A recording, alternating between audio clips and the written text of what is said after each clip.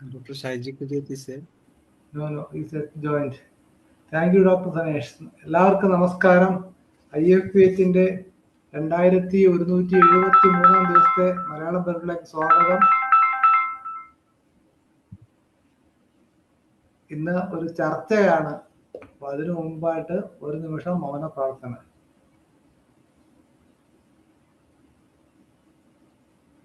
നന്ദി. ഇന്നത്തെ വിഷയം ആയുഷ് സർവകലാശാലയും ഹോമിയോപ്പതിയും എന്ന വിഷയത്തെ ഒരു ചർച്ചയാണ്. വളരെ പ്രസക്തമായ ഒരു ചർച്ചയാണ്, വളരെ പ്രധാനപ്പെട്ട ഒന്നാണ്. അപ്പൊ ഈ ചർച്ച മോഡറേറ്റ് ചെയ്യുന്നതിനായിട്ട് ഡോക്ടർ ഷാജി കുടിയാട്ട് ക്ഷണിക്കുന്നു. Doctor Shaji Kudiyat, doctor unmute. നമസ്കാരം. പ്രിയപ്പെട്ട സഹോദരി സഹോദരന്മാരെ, നമ്മുടെ മെഡിക്കൽ വിദ്യാഭ്യാസ രംഗവും കേരളത്തിൽ അതുമായിട്ട് ബന്ധപ്പെട്ട പ്രവർത്തന മേഖലകളെല്ലാം പ്രധാനപ്പെട്ട ഒരു വഴിത്തിരിവിലാണിന്ന്. ആ വഴിത്തിരിവിന് കാരണം നമ്മുടെ കേരളത്തിൽ ഒരു മെഡിക്കൽ യൂണിവേഴ്സിറ്റി സ്ഥാപിതമായിട്ടുണ്ട്. ആ മെഡിക്കൽ യൂണിവേഴ്സിറ്റിയിൽ നിന്നും ആയുഷ് വിഭാഗങ്ങൾക്ക് പ്രത്യേകമായി ഒരു യൂണിവേഴ്സിറ്റി അനുവദിച്ചുകൊണ്ട് ഒരു തീരുമാനം ഗവൺമെൻറ് എടുക്കുകയും അതുമായിട്ട് മുന്നോട്ട് പോവുകയും ചെയ്യുകയാണ്.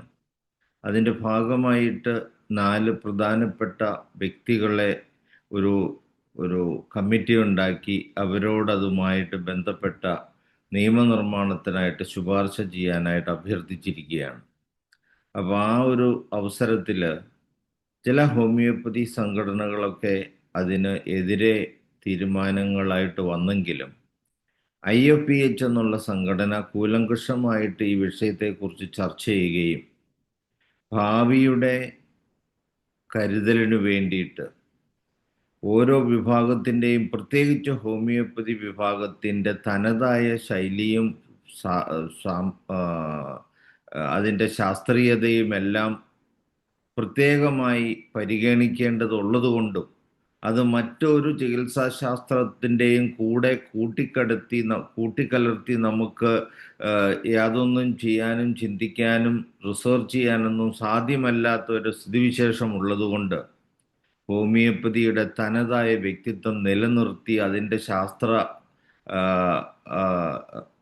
രംഗത്തെ പരിപോഷിക്കുന്നതിനൊക്കെ ഉതകുന്നതിനായിട്ട് ഈ പുതിയ സർവകലാശാല വേണമെന്ന ഒരു തീരുമാനം IFPH എടുത്തു കഴിഞ്ഞു. അത് ഇന്നത്തെ ഗവൺമെൻറ്റിൻ്റെ തീരുമാനത്തിന് ചേർന്നു പോകുന്നതുമാണ്.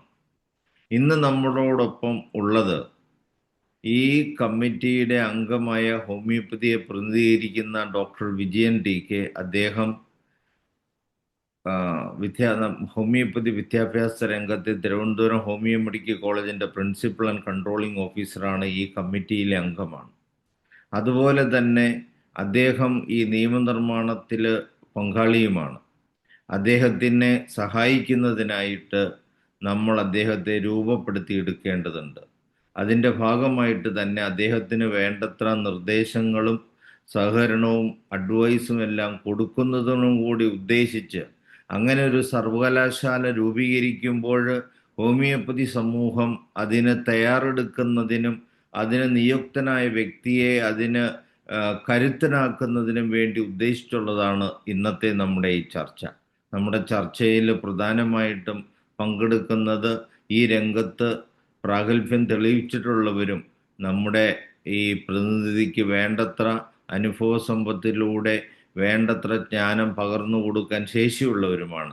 അവർ റിട്ടയേർഡ് ജസ്റ്റിസായിട്ടുള്ള ജസ്റ്റിസ് ഹരിഹരൻ സാറ് ഹോമിയോപ്പതിയോട് എന്നും അടുത്ത് പ്രവർത്തിക്കുന്ന IFPHൻ്റെ ഏറ്റവും അടുത്ത സഹകരിക്കുന്ന വ്യക്തിത്വമാണ്.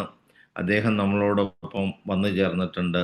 അതുപോലെ തന്നെ ഡോക്ടർ സാബു തോമസ്, അദ്ദേഹം നമുക്കെല്ലാം അറിയാം, ഇന്ന് ഇന്ത്യയിലെ തന്നെ ഏറ്റവും നല്ല സർവകലാശാലയായി മാറിയിരിക്കുന്ന മഹാത്മാഗാന്ധി സർവകലാശാലയുടെ മുൻ വൈസ് ചാൻസലറാണ്. അദ്ദേഹത്തിൻ്റെ കാലത്ത് മഹാത്മാഗാന്ധി സർവകലാശാലയ്ക്ക് ഏറ്റവും അങ്ങേയറ്റത്തെ ഒരു പ്രാതിനിധ്യം നേടിക്കൊടുക്കുവാൻ അദ്ദേഹത്തിന് സാധിച്ചിട്ടുണ്ട്. അതുപോലെ തന്നെ നമ്മുടെയൊക്കെ എല്ലാം അഭിമാനമായ കേരളത്തിൽ നിന്ന് നാഷണൽ കമ്മീഷൻ ഓഫ് ഹോമിയോപ്പതിയുടെ മെഡിക്കൽ റേറ്റിംഗ് ബോർഡിലെ മെഡിക്കൽ അസസ്മെന്റ് ആൻഡ് റേറ്റിംഗ് ബോർഡിലെ പ്രസിഡന്റായിട്ട് ഏതാനും മാസങ്ങൾക്ക് മുമ്പ് റിട്ടയർ ചെയ്ത നമ്മുടെ എല്ലാ അഭിമാനമായ ഡോക്ടർ ജനാർദ്ദനൻ നായർ സാറും നമ്മളോടൊപ്പമുണ്ട്. അതോടൊപ്പം തന്നെ ഞാൻ പറഞ്ഞ പോലെ നമ്മുടെ വിജയൻ TK ഡോക്ടറുമുണ്ട്. അതുപോലെ തന്നെ മറ്റ് ജോസ് ഐസക് ഡോക്ടർ, അതുപോലെ തന്നെ നമ്മളെ മറ്റ് പ്രഗത്ഭരായ മറ്റനവധി പേരുണ്ട്. അപ്പോൾ ഞാൻ കൂടുതൽ ദീർഘിക്കുന്നില്ല, ചർച്ചയിലോട്ട് കിടക്കുന്നു. ഈ ചർച്ചയിൽ നമ്മുടെ വിജയൻ TK ഡോക്ടർക്കും ഒക്കെ സശ്രദ്ധം കേൾക്കണമെന്ന് ഞാൻ അഭ്യർത്ഥിക്കുകയാണ്. ആദ്യമായി വിഷയത്തെക്കുറിച്ച് സംസാരിക്കുന്നതിന് 7 മുതൽ 10 മിനിറ്റ് വരെയാണ് ഓരോ പാനലിസ്റ്റിനും നമ്മൾ കൊടുക്കുന്നത്. ബഹുമാനപ്പെട്ട ജസ്റ്റിസ് ഹരിഹരൻ സാറിനെ ക്ഷണിക്കുക. ഡോക്ടറെ, മനോജ് ഡോക്ടർ സ്വാഗതം. സ്വാഗതം പറഞ്ഞില്ല. സ്വാഗതം പറയുന്നതിനായിട്ട് ഞാൻ മനോജ് ഡോക്ടറെ ക്ഷണിക്കുന്നു. സോറി. നന്ദി ഷാഡി കുര്യ ഡോക്ടറെ. വളരെ പ്രധാനപ്പെട്ട വിഷയമാണ്. അപ്പോൾ ഇതിനകത്ത് ഹോമിയോപ്പതി ഫീൽഡിൽ ഒരു ഹെൽപ്പാണ് തീർച്ചയായിട്ടും നമുക്ക് ആവശ്യം. കാരണം മെഡിക്കൽ പ്രൊഫഷണലുള്ളവർ പരിമിതമായ അറിവ് ഇത്തരം കാര്യങ്ങളുള്ളൂ. അവരെ ഗൈഡ് ചെയ്യുക എന്നുള്ളത് തന്നെയാണ് ആദരണീയരായ നമ്മുടെ അതിഥികൾക്കുള്ള ചുമതല എന്ന് പറയുന്നത്.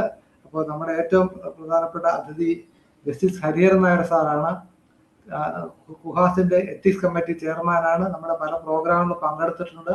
വളരെ സൗമ്യനും എന്നാൽ വളരെ തീക്ഷ്ണശാലിയുമായ ഈ അടുത്തയിടെയായിട്ട് 1000 പൂർണ്ണേന്ദ്രന്മാരെ കണ്ട ഇരിക്കുന്ന ഹരിഹരൻ നായർ സാറിനെ ആദരപൂർവ്വം ഈ പ്രോഗ്രാമിലേക്ക് ക്ഷണിക്കുന്നു. അതുപോലെ തന്നെയാണ് ഡോക്ടർ സാബു തോമസ്, ഒരു വൈസ് ചാൻസലർ. അതായത് വളരെയധികം സന്തോഷം തോന്നിയിട്ട് സാറിന് പ്രഭാഷണങ്ങൾ പലതും കേൾക്കുമ്പോൾ. കാരണം ഒരു ശാസ്ത്രജ്ഞനായ ഒരു വ്യക്തി ആ ഒരു സ്ഥാനത്തിരിക്കുന്നു എന്നുള്ളത് നമ്മുടെ കേരളത്തിലെ അഭിമാനമായിരുന്നു. മഹാത്മാഗാന്ധി സർവകലാശാലയുടെ മുൻ വൈസ് ചാൻസലറായ ഡോക്ടർ സാബു തോമസിനെ ആദരപൂർവ്വം ഈ പ്രോഗ്രാമിലേക്ക് സ്വാഗതം ചെയ്യുന്നു. അതുപോലെ തിരുവനന്തപുരം ഗവൺമെന്റ് ഹോമിയോപ്പതി മെഡിക്കൽ കോളേജിന്റെ പ്രിൻസിപ്പൽ ആൻഡ് കൺട്രോളിംഗ് ഓഫീസറായ ഡോക്ടർ TK വിജയൻ, അദ്ദേഹത്തെ ഈ പരിപാടിയിലേക്ക് സ്വാഗതം ചെയ്യുന്നു. അതുപോലെ നാഷണൽ ഡോക്ടർ ജനാർദ്ദനൻ നായർ, മുൻ homoeopathy medical assessment and rating board മുൻ president, national commission for homoeopathy, government of India. വളരെ ഉത്തരവാദിത്തപ്പെട്ട സ്ഥാനങ്ങൾ നിർവഹിച്ച ജനാർദ്ദനൻ നായർ സാറിനെ ആദരപൂർവ്വം ക്ഷണിക്കുന്നു.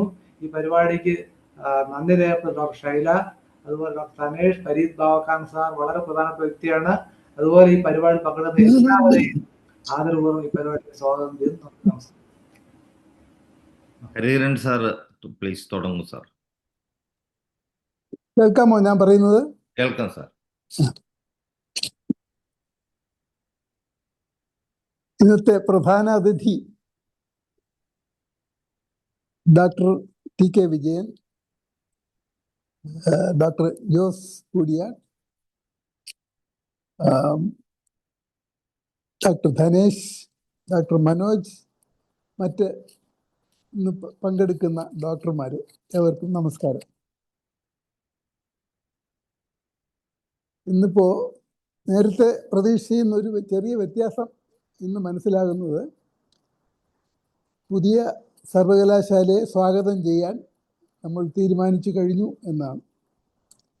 അപ്പോൾ ഇന്നത്തെ ചർച്ചയ്ക്ക് എന്തെല്ലാം കാര്യങ്ങളിൽ ഇനി അതിനെ മുന്നോട്ട് കൊണ്ടുപോകാൻ വേണം എന്നുള്ള ഒരു കാര്യത്തിലല്ലാതെ പ്രോസ് ആൻഡ് കോൺസ് ചർച്ച ചെയ്യുന്നതിൽ വലിയ അർത്ഥമില്ല. ഈ കാര്യത്തിൽ തീരുമാനമെടുക്കേണ്ടത് ഡോക്ടർമാർ തന്നെയാണ്. എന്നിരുന്നാലും ഒരു കാഴ്ചക്കാരനെന്ന നിലയ്ക്കോ ഈ രാജ്യത്തെ ഒരു പൗരനെന്നുള്ള നിലയ്ക്കോ ഞാനിതിനെങ്ങനെ നോക്കിക്കാണുന്നു, എന്തെങ്കിലും ഒരു അഭിപ്രായം എൻ്റെ ഭാഗത്തു നിന്നും പറയാനായിട്ട് ഞാൻ ശ്രമിക്കുകയാണ്. അക്കാര്യത്തിൽ ആയുഷ് ചികിത്സാ രീതികൾക്ക് ഇപ്പോഴുള്ള KUHS എന്ന സർവകലാശാലയ്ക്ക് പുറമെ ഒരു പ്രത്യേക സർവകലാശാലയും പ്രത്യേക അക്കാഡമിക സംവിധാനവും ഉണ്ടായാൽ അത് ഹോമിയോ ചികിത്സയെ കൂടുതൽ ശക്തിപ്പെടുത്താൻ സഹായകരമാകുമോ, അതോ മോഡേൺ മെഡിസിനിൽ നിന്ന് ഹോമിയോപ്പതിയെ അവയെ അകറ്റി നിർത്തുന്ന ഈ പരിഷ്കാരം ഹോമിയോപ്പതി ഒരു ഒറ്റപ്പെട്ട മേഖലയാക്കി ഒതുക്കിക്കളയുമോ? ഇതാണ് ചർച്ച ചെയ്യേണ്ട വിഷയം. ആദ്യമേ പറയട്ടെ, ഹോമിയോ ഡോക്ടർ അല്ലാത്ത എൻ്റെ പ്രതികരണം ഒരു പൗരൻ്റെ കാഴ്ചപ്പാടിൽ നിന്ന് മാത്രമാണ്. നിങ്ങളുടെ ചിന്തകളെ ഉത്തേജിപ്പിക്കാൻ മാത്രമാണ് എൻ്റെ ശ്രമം.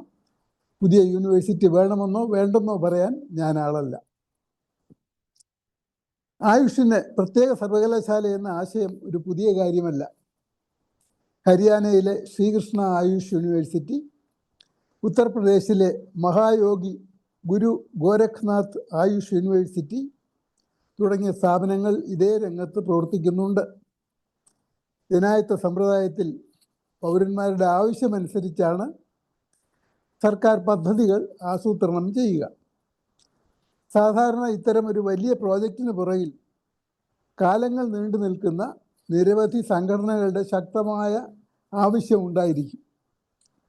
നിത്യനിദാന ചെലവുകൾക്ക് പൈസയില്ലാതെ കടമെടുത്ത് നിലനിൽക്കുന്ന കേരള സർക്കാരിന് ഇപ്പോൾ കോടികൾ ചെലവുള്ള ഒരു പുതിയ പദ്ധതി വേണമെന്ന് ആരും ആവശ്യപ്പെടാതെ തന്നെ തോന്നിയത് അത്ഭുതമായിരിക്കുന്നു.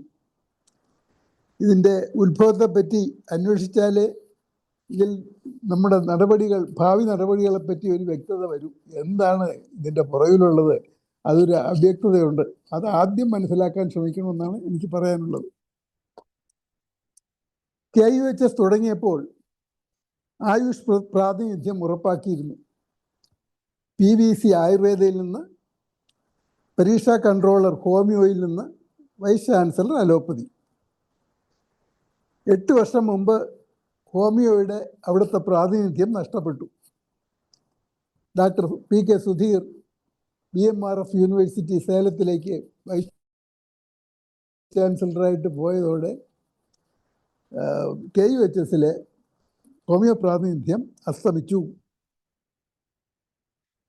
അത് തിരിച്ചു കിട്ടാൻ എന്തെങ്കിലും ഇത്രയും കാലം ഈ നമ്മുടെ IFPH ചെയ്തോ അല്ലെങ്കിൽ മറ്റു സംഘടനകൾ ചെയ്തോ എന്നറിയില്ല.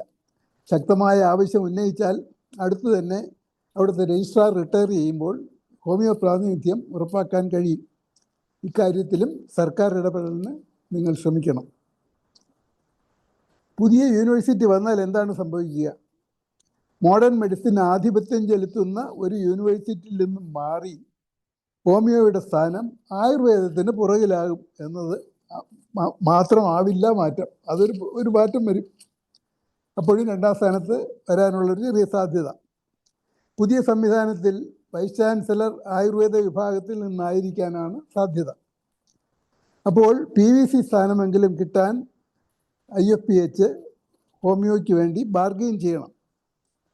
പ്രായോഗിക തലത്തിൽ രജിസ്ട്രാർ സ്ഥാനവും സുപ്രധാനമാണ്. ഒരു പക്ഷേ PVC കിട്ടിയില്ലെങ്കിൽ രജിസ്ട്രാർ സ്ഥാനമെങ്കിലും നേടിയെടുക്കാൻ ശ്രമിക്കണം പുതിയ യൂണിവേഴ്സിറ്റിയിൽ. എനിക്ക് പറയാനുള്ളത്, 4 കമ്മിറ്റിയിലെ ഹോമിയോ പ്രതിനിധി ഇക്കാര്യം ഉറപ്പാക്കണം. കഴിയുമെങ്കിൽ പുതിയ നിയമത്തിലോ സ്റ്റാറ്റ്യൂട്ടിലോ ഇത് സംബന്ധിച്ച വ്യവസ്ഥകൾ എഴുതി ചേർക്കണം. എങ്ങനെയാണ് ഈ കോമ്പിനേഷൻ വർക്കൗട്ട് ചെയ്യാൻ പോകുന്നത്, പ്രാതിനിധ്യം ഓരോ ഫാക്കൽറ്റിക്കും എങ്ങനെയാണ് ചെയ്യേണ്ടതെന്നുള്ളത് ആക്ടിലോ സ്റ്റാറ്റ്യൂട്ടിലോ എഴുതിയില്ലെങ്കിൽ KUHSൽ സംഭവിച്ചത് തന്നെ വീണ്ടും സംഭവിക്കും. പുതിയ യൂണിവേഴ്സിറ്റിക്ക് UGC ഫണ്ടിങ് എത്രമാത്രം കിട്ടുമെന്ന് അന്വേഷിക്കണം. ഇപ്പോൾ KUHSന് എത്രമാത്രം കിട്ടുന്നു അത്രയും പുതിയ യൂണിവേഴ്സിറ്റിക്കും കിട്ടുമോ? കേന്ദ്ര സഹായവും തുല്യമായി കിട്ടുമോ? പുതിയ യൂണിവേഴ്സിറ്റിയുടെ ഭാവി കേന്ദ്ര പോളിസികളെ അനുസരിച്ചിരിക്കും. ഇപ്പോൾ അവരുടെ ശ്രദ്ധ യോഗയിലും ആയുർവേദയിലുമാണ്. അതങ്ങനെ തുടരണമെന്നില്ല. NDA ഭരണം മാറിയാലും KUHS പഴയ പോലെ തുടരും. പുതിയ യൂണിവേഴ്സിറ്റി അങ്ങനെ ആകണമെന്നില്ല. ഹോമിയോയുടെ ഭാഗത്തു നിന്നും ഒരു ആൾ ഇന്ത്യ ഇൻസ്റ്റിറ്റ്യൂട്ട് ഇതുവരെ ആവശ്യപ്പെട്ടിട്ടുണ്ടോ? ആയുർവേദം ആവശ്യപ്പെട്ട് കഴിഞ്ഞു, ഇന്നത്തെ പത്രത്തിൽ വന്നിട്ടുണ്ട്. അതുപോലെ ഉള്ള ശ്രമങ്ങൾ IFPHും ചെയ്യണം. ഇക്കാര്യങ്ങളിൽ തുടർച്ചയായി ശ്രദ്ധ ചെലുത്താനും ബന്ധപ്പെട്ട അധികാരികളെ തുടർച്ചയായി കണ്ട് ആവശ്യങ്ങൾ ഉന്നയിക്കാനും ഒരു 3 അംഗ സബ് കമ്മിറ്റിയെ ഉടൻ തിരഞ്ഞെടുത്ത് ചുമതലപ്പെടുത്തണം. അത് അത്യാവശ്യമുള്ള കാര്യമാണ്. ഒരു 500 ആളുകളുള്ള ഒരു സ്ഥലത്ത് ഇങ്ങനെ നമ്മൾ കഴിഞ്ഞ ദിവസങ്ങളിൽ ചർച്ചകൾ കേട്ടപ്പോൾ തന്നെ നമുക്കറിയാമല്ലോ, ഓരോരുത്തർക്കും ഓരോ അഭിപ്രായം ഉണ്ടാവും. അങ്ങനെ എല്ലാവരും ഓരോ അഭിപ്രായം പറഞ്ഞുകൊണ്ട് നമുക്ക് ഇത് മുന്നോട്ട് കൊണ്ടുപോകാൻ ഒക്കില്ല. ഇത് കാര്യമായിട്ട് ശ്രദ്ധിച്ച് ഉടൻ അന്നുള്ള ആവശ്യമുള്ള നടപടി. ഇന്നാണ് മന്ത്രിയെ കാണേണ്ടതെങ്കിൽ ഇന്ന് കാണണം. വേറൊരു വാർത്ത പെട്ടെന്ന് കിട്ടി, അതിനെപ്പറ്റി ആലോചിക്കണമെങ്കിൽ സബ് കമ്മിറ്റി ഉടനെ 3 പേര് തമ്മിൽ ചർച്ച ചെയ്ത് ഒരു തീരുമാനത്തിലെത്തി വേണ്ട നടപടികൾ എടുക്കണം. അങ്ങനെ ഒരു സത്വരമായ നടപടികൾ വേണ്ട ഒരു കാലഘട്ടമാണ് ഇനി വരുന്നത്. കാരണം ഞാൻ മനസ്സിലാക്കുന്നത്, ഇന്നലത്തെ ചർച്ചയിൽ നിന്നൊക്കെ മനസ്സിലാക്കുന്നത്, ഈ 4 കമ്മിറ്റിക്ക് അനുവദിച്ച സമയത്തിൽ ഏതാണ്ട് പകുതി കഴിഞ്ഞു, ഇനി ബാക്കിയുള്ള സമയമുള്ളൂ. അപ്പോൾ അവരും വളരെ ദ്രുതഗതിയിലായിരിക്കും പോകുന്നത്. അതിനോടൊപ്പം തന്നെ ഓരോ ദിവസവുമുള്ള ഡെവലപ്മെന്റ്സ് കാണുമല്ലോ. ഞാനിപ്പോൾ ഇന്നത്തെ പത്രത്തിലെ കാര്യം പറഞ്ഞല്ലോ, ആയുർവേദത്തിലെ. ഇതുപോലെ ഓരോ ഹോമിയോയെ ബാധിക്കുന്നതും യൂണിവേഴ്സിറ്റിയെ ബാധിക്കുന്നതുമായ വാർത്തകൾ വന്നുകൊണ്ടിരിക്കും. അതെല്ലാം സശ്രദ്ധം പഠിച്ചിട്ട് ഉടനടി തീരുമാനമെടുക്കാനുള്ള 3 അംഗ സബ് കമ്മിറ്റിയെ നിങ്ങൾ തിരഞ്ഞെടുത്ത് ചുമതലപ്പെടുത്തുന്നത് നന്നായിരിക്കും. ആ കമ്മിറ്റി കണ്ണും കാതും തുറന്നു വയ്ക്കണം. ആവശ്യമുള്ളപ്പോഴെല്ലാം ബന്ധപ്പെട്ടവരുമായും പ്രത്യേകിച്ച് ഹോമിയോ പ്രതിനിധിയായ പ്രിൻസിപ്പൽ കം കൺട്രോളറുമായി നിരന്തരം ബന്ധപ്പെട്ട് പ്രവർത്തിക്കുകയും വേണം. സർക്കാരുമായി ബാർഗെയിൻ ചെയ്യാനുള്ള സന്ദർഭം ഇതാണ്. നമ്മുടെ എം പിമാരുണ്ടല്ലോ, പ്രധാനമായിട്ട് നമ്മുടെ ശബ്ദം, കേരളത്തിൻ്റെ ശബ്ദം പാർലമെന്റിൽ ഉന്നയിക്കുന്ന ആളുകൾ എൻ്റെ ശ്രദ്ധയിൽപ്പെട്ടിട്ടുള്ളത് Shri NK Premachandran, John Brittas, Suresh Gopi, doctor Shashi Tharoor, ഈ എം പിമാരുടെയും അതുപോലെ കേരളത്തിലെ പ്രമുഖ MLA-മാരുടെയും ബന്ധം സ്ഥാപിക്കണം. ഈ 3 അംഗ കമ്മിറ്റി ഒരു പേഴ്സണൽ റാപ്പോർട്ട് ഉണ്ടാക്കണം. എപ്പോൾ വേണമെങ്കിലും വിളിക്കാനുള്ള ഒരു സ്വാതന്ത്ര്യം ക്രിയേറ്റ് ചെയ്തെടുക്കണം. അവരിങ്ങോട്ട് വരികയില്ല. അതിനുവേണ്ടി കഠിനമായി ശ്രമിച്ചാൽ ഓരോ ദിവസവും എന്തെങ്കിലുമൊക്കെ കാര്യങ്ങൾ ബന്ധപ്പെട്ടുകൊണ്ടിരുന്നാൽ ഒരു കോണ്ടാക്ട് നമുക്ക് സസ്റ്റെയിൻ ചെയ്യാൻ പറ്റും. ഹോമിയോയുടെ സഹോദരിയാണ് ശ്രീമതി ഉമാ തോമസ്. നമ്മുടെ അസംബ്ലിയിലും പുതിയ സർവകലാശാലയെ പറ്റി ചോദ്യങ്ങൾ ചോദിപ്പിക്കണം, ആവശ്യങ്ങൾ ഉന്നയിക്കാൻ അവരുടെ സഹായം തേടണം. ഇപ്പോൾ 7 മിനിറ്റ് ആയോ എന്ന് എനിക്ക് അറിഞ്ഞുകൂടാ. മോഡേൺ മെഡിസിൻ മെഡിക്കൽ കോളേജുകളും ഒരു ഹോമിയോ മെഡിക്കൽ കോളേജും നടത്തുന്നു. അത് ഇവിടെ ഒരു സെക്കൻഡ്, സേലത്തെ വിനായക മിഷൻ സർവകലാശാലയുടെ വൈസ് ചാൻസലറാണ് ഡോക്ടർ PK സുധീർ എന്ന് ഞാനിപ്പോൾ പറഞ്ഞല്ലോ. നമ്മുടെ KUHS-ലെ മുൻ പരീക്ഷാ കൺട്രോളർ, ഹോമിയോ ഡോക്ടർ. ആ യൂണിവേഴ്സിറ്റിയിൽ നടക്കുന്ന സംഭവ വികാസങ്ങളെ പറ്റി ഞാൻ ഇന്നലെ അദ്ദേഹവുമായിട്ട് വിശദമായിട്ട് സംസാരിച്ചു. വലിയൊരു യൂണിവേഴ്സിറ്റിയാണത്. ലോ, എഞ്ചിനീയറിംഗ് എന്നിങ്ങനെ ഒട്ടനവധി കോളേജുകൾ നടത്തുന്ന ആ യൂണിവേഴ്സിറ്റി 3 മോഡേൺ മെഡിസിൻ മെഡിക്കൽ കോളേജും നടത്തുന്നു. കൂട്ടത്തിൽ ഒരു ഹോമിയോ മെഡിക്കൽ കോളേജും അവിടെ ഉണ്ട്. അദ്ദേഹത്തിൻ്റെ അഭിപ്രായം ചോദിച്ചപ്പോൾ അദ്ദേഹം അഭിപ്രായപ്പെട്ടത് പുതിയൊരു ആയുഷ് യൂണിവേഴ്സിറ്റി തുടങ്ങുന്നതിനേക്കാൾ നല്ലത് നിലവിലുള്ള KUHS-ന് കൂടുതൽ ഫണ്ട് നൽകുകയും ഹോമിയോപ്പതിക്ക് കൂടുതൽ പ്രാമുഖ്യം നേടിയെടുക്കുകയും ചെയ്യുക എന്നതാണ്. അതുകൊണ്ട് ആ അഭിപ്രായത്തോട് വിയോജിക്കാം. അദ്ദേഹത്തിൻ്റെ എക്സ്പീരിയൻസിൽ നിന്നുള്ള അഭിപ്രായം അദ്ദേഹം പറഞ്ഞത് നിങ്ങളുടെ അടുത്ത് മറച്ചു വയ്ക്കുന്നത് ശരിയല്ല എന്ന് തോന്നിയുകൊണ്ടാണ് ഞാൻ നിങ്ങളുടെ തീരുമാനത്തിന് എതിരായിട്ടുള്ള ഒരു അഭിപ്രായം. ഒരു ഹോമിയോ ഡോക്ടർ വെൽ എക്സ്പീരിയൻസ്ഡ്, 12 വർഷം KUHS-ലും 8 വർഷം സ്വതന്ത്രമായി വൈസ് ചാൻസലറായിട്ട് ഈ പറഞ്ഞ പോലെ 100-ൽ പരം കോളേജുകളും അതിൽ 3 മെഡിക്കൽ കോളേജും ഒരു ഹോമിയോ മെഡിക്കൽ കോളേജും നടത്തിയ ആളിൻ്റെ അഭിപ്രായത്തിൽ ഇങ്ങനൊരു അദ്ദേഹം പറഞ്ഞിരിക്കുന്നത് ഇങ്ങനെയാണ്. നിങ്ങൾക്ക് ഈ കമ്മിറ്റിക്കും ബന്ധപ്പെടാം, പുതിയ കമ്മിറ്റിക്ക് ബന്ധപ്പെട്ട് എന്തുകൊണ്ട് അദ്ദേഹം പറഞ്ഞു, അതിനെ ഓവർകം ചെയ്യാനുള്ള എന്തെല്ലാം ചെയ്യണം, ഇതൊക്കെ ചെയ്യാൻ ശ്രമിക്കണം. കാരണം എൻ്റെ അനുഭവത്തിൽ ഇന്ന് ഇന്ത്യയിൽ ഇത്രയും എക്സ്പീരിയൻസ് ഉള്ള 2 തരത്തിലും KUHS-ലും അല്ലാതെ സ്വതന്ത്രമായിട്ടൊരു പ്രശസ്ത സ്ഥാപനത്തിൻ്റെ വൈസ് ചാൻസലർ എന്നുള്ള നിലയ്ക്കും ഏതാണ്ട് രണ്ടും കൂടെ ഏതാണ്ട് 20 വർഷത്തെ അനുഭവം അദ്ദേഹത്തിനുണ്ട്. അപ്പോൾ അദ്ദേഹമായിട്ടും കൂടെ നിങ്ങൾ ബന്ധപ്പെടണം. അദ്ദേഹം നെഗറ്റീവ് പറഞ്ഞോട്ടെ, അത് കാര്യം മനസ്സിലാക്കാനായിട്ട് അത് സഹായകരമാകും. അപ്പോൾ എനിക്ക് ഇനി കുറേ കാര്യങ്ങൾ പ്രോസ് ആൻഡ് കോൺസ് പറയാനുണ്ട്. പക്ഷേ ഇന്നത്തെ പ്രത്യേക സാഹചര്യത്തിൽ പ്രോസ് ആൻഡ് കോൺസിനൊന്നും വലിയ കാര്യമില്ല. നമ്മുടെ തീരുമാനം ഏതാണ്ട് എടുത്തു കഴിഞ്ഞ സാഹചര്യത്തിൽ ചർച്ചയിൽ പങ്കെടുക്കാൻ അവസരം തന്ന ഭാരവാഹികൾക്ക് നന്ദി പറയുന്നു. ശരിയായ തീരുമാനമെടുക്കാൻ നിങ്ങൾക്ക് ആകട്ടെ എന്ന് ആശംസിക്കുകയും ചെയ്യുന്നു. All the best. Thank U.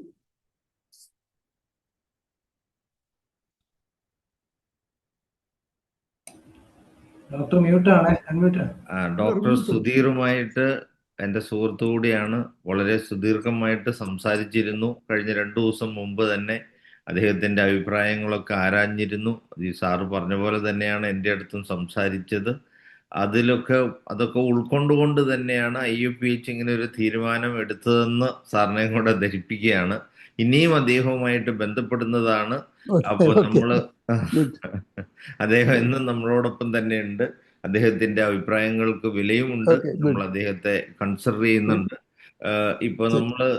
ഇന്ന് നമുക്ക് ചുരുങ്ങിയ സമയം കഴിഞ്ഞ് ചർച്ച നടത്തുന്ന കൂട്ടത്തിലും മറ്റു കാര്യങ്ങൾ ചർച്ച ചെയ്യാം. അടുത്തതായിട്ട് ഞാൻ നമ്മുടെ വിശിഷ്ടാതിഥിയായിട്ട് എത്തിയിരിക്കുന്ന പ്രൊഫസർ ഡോക്ടർ സാബു തോമസിനെ അദ്ദേഹത്തിന്റെ അഭിപ്രായം രേഖപ്പെടുത്താൻ വേണ്ടി വിളിക്കുകയാണ്. Professor doctor Sabu Thomas, please sir. Very good evening to all of you. വളരെ സന്തോഷമുണ്ട് എനിക്ക് ഇങ്ങനെ ഇൻവിറ്റേഷൻ കിട്ടിയത്. പിന്നെ ഒരു പുതിയ സർവകലാശാല വരികയും ആയുഷിന് വേണ്ടി ഒരു പുതിയ സർവകലാശാല വരികയും അവിടെ നമുക്ക് ധാരാളം പ്രോഗ്രാംസ് തുടങ്ങാനായിട്ടുള്ള സ്റ്റേറ്റ് ഗവൺമെൻറ്റിൻ്റെ ഒരു ഉദ്ദേശം വളരെ ശ്ലാഘനീയമാണ്. ഹോമിയോപ്പതിയിൽ ഞാൻ ഉദ്ദേശിക്കുന്നത് നേരത്തെ പ്രൊഫസർ പറഞ്ഞതുപോലെ നമുക്കൊരു കോർ കമ്മിറ്റി രൂപീകരിക്കണം. ഒരു ഹൈ ലെവൽ കോർ കമ്മിറ്റി. അതിനകത്ത് വളരെ ലീഡിങ് ആയിട്ടുള്ള റിസർച്ചേഴ്സ് വേണം, ഹോമിയോപ്പതിയിലുള്ളവർ. ദെൻ ക്ലിനീഷ്യൻസ് വേണം. I would say 5 or 6 people. നല്ലൊരു കോർ കമ്മിറ്റി വേണം. ആ കോർ കമ്മിറ്റി ഫോം ചെയ്തിട്ട് ഒരു ഹോമിയോപ്പതിക് ഇൻസ്റ്റിറ്റ്യൂഷൻ ഡെവലപ്മെന്റ് പ്ലാൻ ഉണ്ടാക്കണം. യൂണിവേഴ്സിറ്റി ഗ്രാന്റ്സ് കമ്മീഷൻ പറയുന്ന ഏതൊരു ഇൻസ്റ്റിറ്റ്യൂഷൻ തുടങ്ങിയാലും there should be institution development program, IDC എന്ന് പറയുന്നത്. അതുപോലെ ഒരു പ്രോഗ്രാം തയ്യാറാക്കണം. That is extremely important. തയ്യാറാക്കി അങ്ങനെ തയ്യാറാക്കുമ്പോൾ അതിനകത്ത് ആ പ്രോഗ്രാമിൽ we should have structured educational program. നമുക്കറിയാം എഡ്യൂക്കേഷൻ പ്രോഗ്രാമിന് we have different programs we can offer in the undergraduate program, postgraduate program, doctoral program. One component should be structured educational program. Second component ഉദ്ദേശിക്കുന്നത് clinical practice and hospital. നല്ലൊരു multi speciality hospital നമുക്ക് വേണം. We have to build up under this AYUSH university. പിന്നെ high level of research, ഒരു വലിയ research institute as good as AIIMS. അത്ര നല്ലൊരു research institute നമുക്ക് ഇതിനകത്ത് കമ്പൗണ്ട് വേണം. So you should have high level of structured teaching program. Second one is multi-specialty hospital for homeopathy. മൂന്നാമത്തത് high level of scientific research. ഈ 2-3 component ഇതിനകത്ത് വേണം. Committee നമ്മൾ ബ്രീഫ് ചെയ്യണം. ഈ കോർ കമ്മിറ്റി ഫോം ചെയ്യുക, കോർ കമ്മിറ്റിയെ ബ്രീഫ് ചെയ്യണം. പിന്നെ ഇന്റർനാഷണൽ ആയിട്ട് ഹോമിയോപ്പതിക് ഇൻസ്റ്റിറ്റ്യൂഷൻ മുഴുവൻ നമ്മൾ ലിങ്ക് ചെയ്യണം. അവിടേക്ക് എങ്ങനെയാണ് വർക്ക് ചെയ്യുന്നത്, എന്തൊക്കെ പ്രോഗ്രാംസ് ഉണ്ട്, not only in India, world wide we should explore. അതൊക്കെ സ്റ്റഡി ചെയ്തിട്ട് വേണം ഒരു development program, homeopathic institution development program നമുക്ക് ഗവൺമെന്റിന് കൊടുക്കണം. ഇതാണ് പ്രധാനമായ എൻ്റെ ഒരു ആശയം. അത് ചെയ്തു കഴിഞ്ഞാൽ ആ ഒരു ഡെവലപ്മെന്റ് പ്രോഗ്രാം വിഷൻ ഡോക്യുമെന്റ് നമുക്കുണ്ടെങ്കിൽ നമുക്ക് വളരെ ഭംഗിയായിട്ട് മുന്നോട്ട് പോകാം. That's we have done for Mahatma Gandhi university. നിങ്ങൾക്കറിയാം 42 വർഷത്തിനുള്ളിൽ Mahatma Gandhi university has become one of the leading സർവകലാശാലയായി മാറി. നാക് റാങ്കിങ് എടുക്കുക, ഇന്റർനാഷണൽ റാങ്കിങ് എടുക്കുക. Because we have a very very interesting development പ്രോഗ്രാമാണ്. യൂണിവേഴ്സിറ്റി എങ്ങനെ പോകണം എന്നുള്ള രീതിയിൽ നല്ലൊരു പ്രോഗ്രാം തയ്യാറാക്കണം. അതിന് ഏറ്റവും നല്ല കമ്മിറ്റി മെമ്പേഴ്സും വേണം. I would say 5 or 6 people. Some people could be from abroad also. This is my suggestion. Thank you. Thank you professor doctor Sabu Thomas. ഇനി നമ്മുടെ അടുത്ത് നമുക്ക് അഭിപ്രായം പറയാനായിട്ട് നമ്മുടെ പാനലിസ്റ്റായിട്ട് വന്നിരിക്കുന്നത് ഡോക്ടർ ജനാർദ്ദൻ നായർ സാറാണ്. അദ്ദേഹത്തെ ഞാനിതിന് ക്ഷണിക്കുകയാണ്.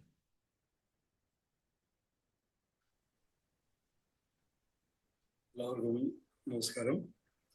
നമുക്ക് വളരെ വളരെ പെട്ടെന്നാണ് ഒരു ഹോമിയോപ്പതി ഡോക്ടർമാരുടെ ഇടയ്ക്കിലും ആയുർവേദ ഡോക്ടർമാരുടെ ഇടയ്ക്കിലും ഒരു ആശയക്കുഴപ്പം ഉണ്ടാകുന്ന രീതിയിൽ ആയുഷ് യൂണിവേഴ്സിറ്റി എന്നൊരു പ്രസ്ഥാനം രംഗത്തേക്ക് വന്നത്.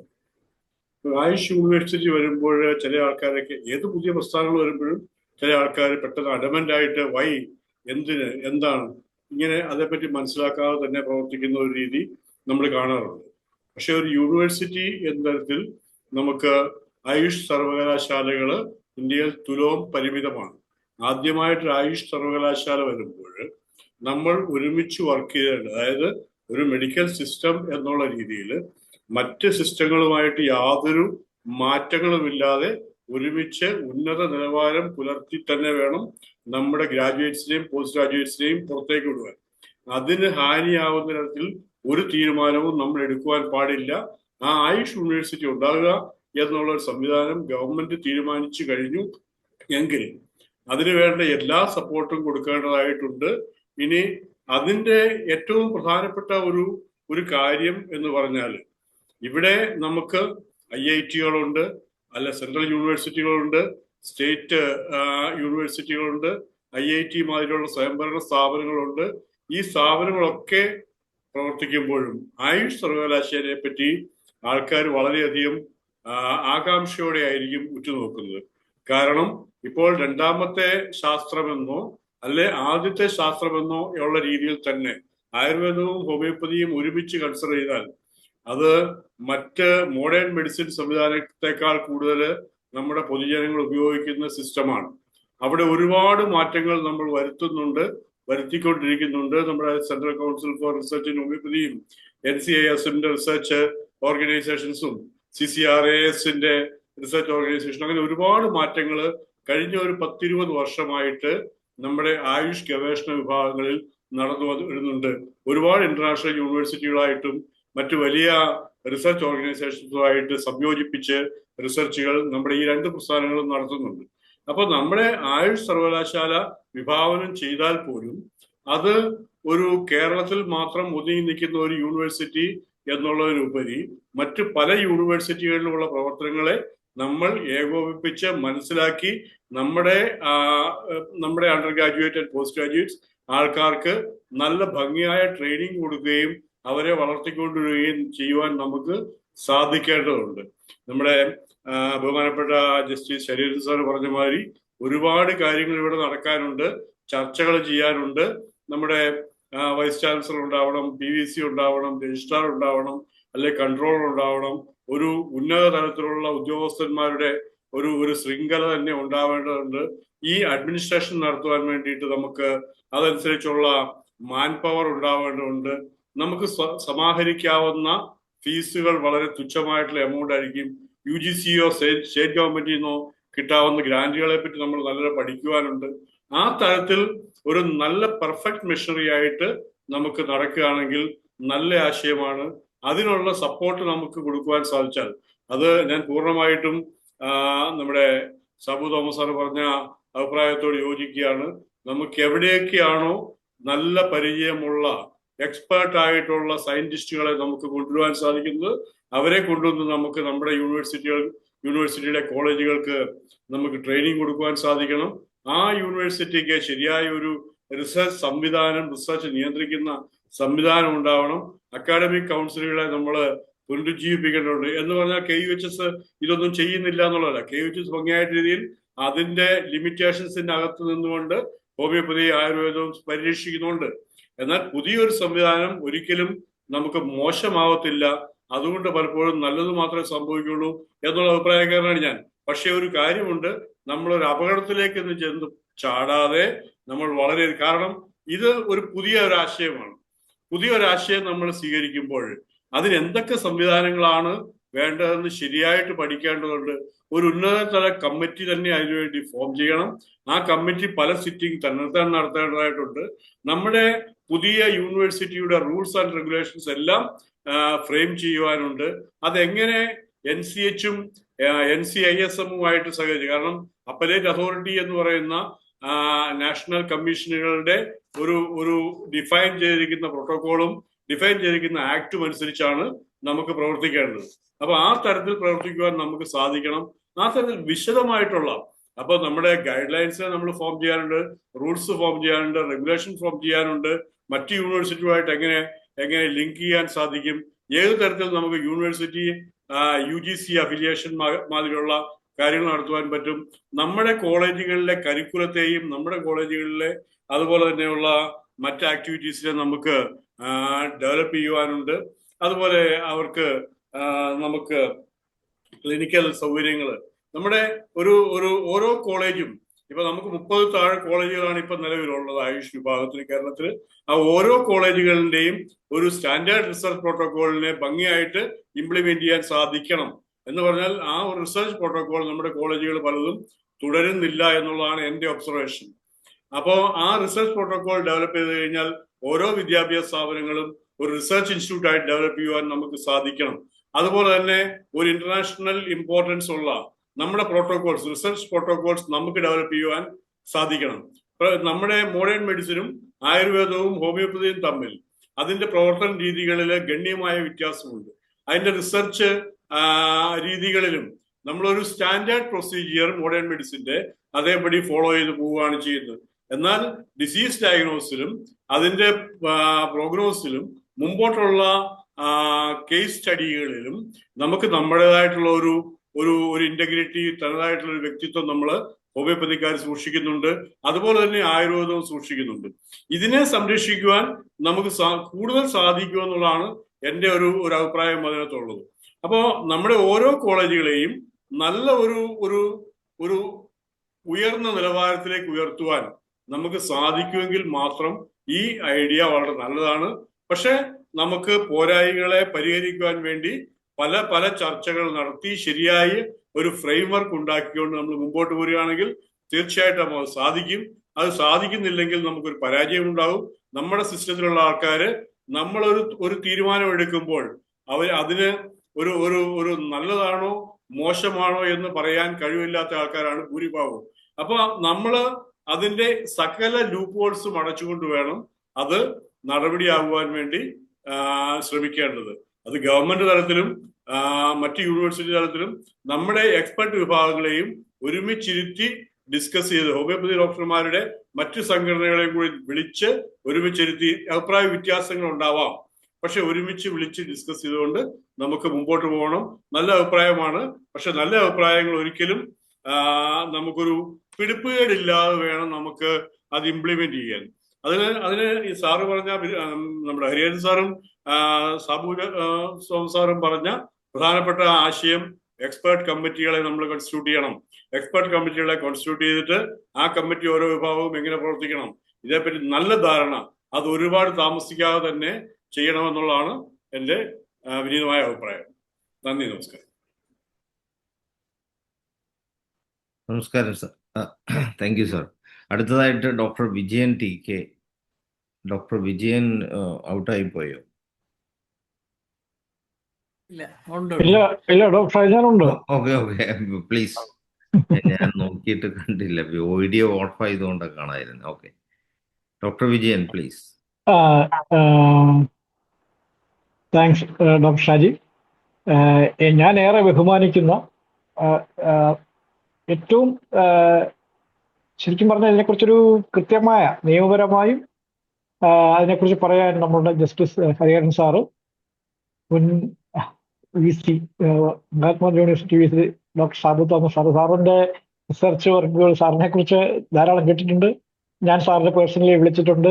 ഞങ്ങളുടെ ഒരു പരിപാടിക്ക് വേണ്ടി സാറ് ഒരു വീഡിയോ കോൺഫറൻസിങ് നടത്തിയതാണ്. പിന്നെ നമ്മുടെ എൻ്റെ പ്രിയപ്പെട്ട നാഷണൽ ബോർഡ് ചെയർമാൻ ആയിരുന്ന ജനാർദ്ദൻ സാറ്, ഇവരുടെയൊക്കെ കൂടെ ഇരുന്ന് ഇത് കേൾക്കാൻ, ഇത്രയും ആധികാരികമായി പറയാൻ പറ്റുന്ന ആൾക്കാർ, അതിന് ഇത് സംഘടിപ്പിച്ച, എനിക്കിത് മനസ്സിലാക്കി തന്ന സംഘടിപ്പിച്ച doctor Shaji, doctor Manoj, doctor Shaila എന്നിവർക്ക് ആദ്യമേ തന്നെ നന്ദി രേഖപ്പെടുത്തുന്നു. അതോടൊപ്പം ഇത്തരം അഭിപ്രായങ്ങൾ ആധികാരികമായിട്ട് പറഞ്ഞു തന്ന എല്ലാ ബഹുമാനപ്പെട്ട വ്യക്തികൾക്കും നമ്മുടെ സാറിനൊക്കെ ഞാൻ എൻ്റെ ആശയം, എനിക്ക് എന്തെങ്കിലും ഉണ്ടെങ്കിൽ അതിനെ പരുവപ്പെടുത്താൻ സഹായിക്കുമാറാണ് സാറ് എല്ലാവരും ഇത് പറഞ്ഞു തന്നത്. ഞാൻ ഇതിനെക്കുറിച്ച് പ്രത്യേകിച്ച് ഒരു അഭിപ്രായം പറയുന്നില്ല. വേണമെന്നോ വേണ്ടെന്നോ ഉള്ള രീതിയിലുള്ള എൻ്റെ അഭിപ്രായം. ഞാൻ അതിനെക്കുറിച്ച് ഇപ്പൊ പറയുകയാണെങ്കിൽ ഇന്ന് പങ്കെടുത്ത എല്ലാവരുടെയും അഭിപ്രായം ഞാൻ റെക്കോർഡ് ചെയ്തിട്ടുണ്ട്. അത് തീർച്ചയായിട്ടും ഇനി എന്തെങ്കിലും എനിക്ക് സംശയങ്ങൾ വരികയാണെങ്കിൽ തീർച്ചയായിട്ടും ഇവരെ തീർച്ചയായിട്ടും കോൺടാക്ട് ചെയ്യും. ഒരു 1-2 സിറ്റിംഗ് കൊണ്ട് ഇപ്പം ഡോക്ടർ ഷർമിള മാഡവും വേറെ 3 പേരും കൂടെ കൂടിയ ഒരു കമ്മിറ്റിയാണ് ഫോം ചെയ്തിരിക്കുന്നത്. ആ കമ്മിറ്റി 1, 2, 3, 4, 10 സിറ്റിംഗ് കൊണ്ട് റെഡിയായി വരുന്ന ഒരു കാര്യമാണെന്ന് തോന്നുന്നില്ല. കാരണം ചില ഏറെ കാര്യങ്ങളിനകത്ത് സാറ് പറഞ്ഞ പോലെയൊക്കെ ചെയ്തു വരാനുണ്ട്. നമ്മുടെ നിയമപരമായി നമുക്ക് ലഭിക്കേണ്ടതുമായിട്ടുള്ള കുറെ കാര്യങ്ങൾ അതിനകത്തൊക്കെയും കൃത്യമായി എന്തെങ്കിലുമൊക്കെ ഉണ്ടെങ്കിൽ അതിനകത്ത് തടസ്സങ്ങളൊക്കെ നേരിടും. ആ നേരിടുന്നതൊക്കെ എങ്ങനെ കൈകാര്യം ചെയ്യണമെന്നും എങ്ങനെ മുന്നോട്ട് പോകണമെന്നും ഒരു മാർഗനിർദ്ദേശം തരാൻ തീർച്ചയായിട്ടും ഇവരെ ഞാൻ വീണ്ടും കോൺടാക്ട് ചെയ്യും. ഡോക്ടർ ഷാജി എനിക്കുള്ള സൗകര്യം വീണ്ടും ഉണ്ടാക്കി തരണമെന്ന് അഭ്യർത്ഥിക്കുന്നു. എന്തെങ്കിലും വേണമെന്നോ വേണ്ടെന്നോ ഇപ്പോൾ ഒരു അഭിപ്രായം എനിക്ക് പറയാൻ പറ്റുന്നില്ല. തീർച്ചയായിട്ടും ഞാനത് പറഞ്ഞു കഴിഞ്ഞാൽ ഏകപക്ഷീയമായി ഞാൻ ആ മനസ്സിനകത്ത് ഇത് വെച്ചുകൊണ്ടായിരിക്കും അടുത്ത ചർച്ചയ്ക്ക് പോകുന്നത് പലർക്കും തോന്നും. അങ്ങനെയല്ല, ഒരു നിഷ്പക്ഷ മനസ്സോടെയാണ് ഞാൻ പോകുന്നത്. എന്താണ് നല്ലത് ഹോമിയോപ്പതിക്ക് സംഭവിക്കേണ്ടത്, എന്താണ് നല്ലത് സംഭവിക്കുന്നത്, എങ്ങനെയാണ് സംഭവിപ്പിക്കേണ്ടത് എന്ന് നമ്മൾ കൂടെ എല്ലാ ഹോമിയോപ്പതി ഡോക്ടർമാരും കൂടിയിരുന്ന് തീരുമാനിച്ച് നല്ലതിന് വേണ്ടി ഹോമിയോപ്പതിയുടെ ഭാവി സുരക്ഷയ്ക്ക് വേണ്ടി ലോകത്തില് കേരളത്തിൽ നിന്ന് ഇന്ത്യയിൽ തന്നെ ഹോമിയോപ്പതി ഏറ്റവും നല്ലപോലെ പ്രാക്ടീസ് ചെയ്യുന്ന ഈ ഇന്ത്യയിൽ അതിന്റെ തന്നെ തുടക്കത്തിൽ കേരളത്തിൽ തന്നെ നല്ലൊരു സർവകലാശാല വരുന്നത് എന്തുകൊണ്ടും അതിനെക്കുറിച്ച് പോസിറ്റീവായിട്ടോ നെഗറ്റീവായിട്ടോ ഒക്കെ ആൾക്കാർ പറയാനുണ്ടെങ്കിലും നല്ലതായിരിക്കുമോ അല്ലയോ എന്ന് നമുക്ക് കൂടിയിരുന്ന് ആലോചിക്കാം. എന്തുകൊണ്ടും അതൊരു നല്ല ഒരു ആശയം എങ്ങനെയാണെന്ന് പറഞ്ഞാൽ ഒരു പ്രത്യേകിച്ച് ഒരു മന്ത്രിസഭ ഇങ്ങനെ ഒരു ആശയം കിട്ടിയപ്പോൾ ആശയം എങ്ങനെ വന്നു, എവിടെ നിന്നുണ്ടായി, എങ്ങനെയൊക്കെയുള്ളതാണ് അതിന്റെ വിവിധ പ്രശ്നങ്ങൾ പരിഹരിക്കാൻ നമുക്ക് തയ്യാറായി എങ്ങനെയാണ് മുന്നോട്ട് പോകേണ്ടതെന്ന് ആലോചിച്ച് തീരുമാനിക്കാം എന്ന് മാത്രം പറഞ്ഞുകൊണ്ട് എനിക്ക് അവസരം തന്ന IFPHന്റെ ഭാരവാഹികൾക്ക് പ്രത്യേക നന്ദി രേഖപ്പെടുത്തിക്കൊണ്ട് നിർത്തുന്നു. എല്ലാവർക്കും നമസ്കാരം. Thank you doctor Vijayan. അടുത്തതായിട്ട് ഞാൻ ഇതേക്കുറിച്ച് വിശദമായിട്ട് സംസാരിക്കാൻ സാധിക്കുന്നത് നമ്മുടെ ഇടയിലുള്ള IVPHന്റെ പേട്രൺ കൂടിയായിട്ടുള്ള ഡോക്ടർ ജോസ് ഐസക് സാറിനെ വിളിക്കുകയാണ്. Doctor Jose Isaac, please. Hello, കേൾക്കാമോ? കേൾക്കാം. നമ്മുടെ KUHS തുടങ്ങുന്ന കാലഘട്ടത്തിൽ അല്ലെങ്കിൽ അതിനു മുമ്പ് അതിനെക്കുറിച്ചുള്ള ചർച്ചകൾ നടന്നപ്പോൾ ഒരിക്കൽ ഒരു മീറ്റിങ്ങിൽ ഞാനൊരു കാര്യം പറഞ്ഞായിരുന്നു. ഇത് 3-4 വൈദ്യശാസ്ത്രങ്ങൾ ഒന്നിച്ച് കൊണ്ടുവന്ന് അതൊരു യൂണിവേഴ്സിറ്റിയുടെ കീഴിലാക്കുമ്പോൾ എല്ലാ വൈദ്യശാസ്ത്രങ്ങൾക്കും കിട്ടേണ്ട സ്ഥാനമാനങ്ങളെ കുറിച്ചും കൂടി ഒരു തീരുമാനം എടുക്കണം എന്ന് പറഞ്ഞു. Vice chancellor, pro vice chancellor, registrar, controller of examination. അന്ന് പറഞ്ഞ ഒരു കാര്യം കൂടിയുണ്ട്. അത് ഹോമിയോപ്പതിക്ക് തക്കതായ ഒരു സ്ഥാനം കിട്ടും എന്ന് പറഞ്ഞിരുന്നു. അതനുസരിച്ച് അന്ന് രജിസ്ട്രാർ സ്ഥാനമാണ് നമുക്ക് ഹോമിയോപ്പതിക്കാർക്ക് വെച്ചിരുന്നത്. അത് പിന്നീട് മാറി കൺട്രോളർ എക്സാമിനേഷനായി. അങ്ങനെ ഏതാണ്ട് ഒരു 5-8 വർഷം പോയി. അത് കഴിഞ്ഞ് ഇപ്പോൾ ഈ പറയുന്ന തസ്തികകളിലൊന്നും ഹോമിയോപ്പതിക്കാരില്ല എന്നുള്ളൊരവസ്ഥയിലെത്തി.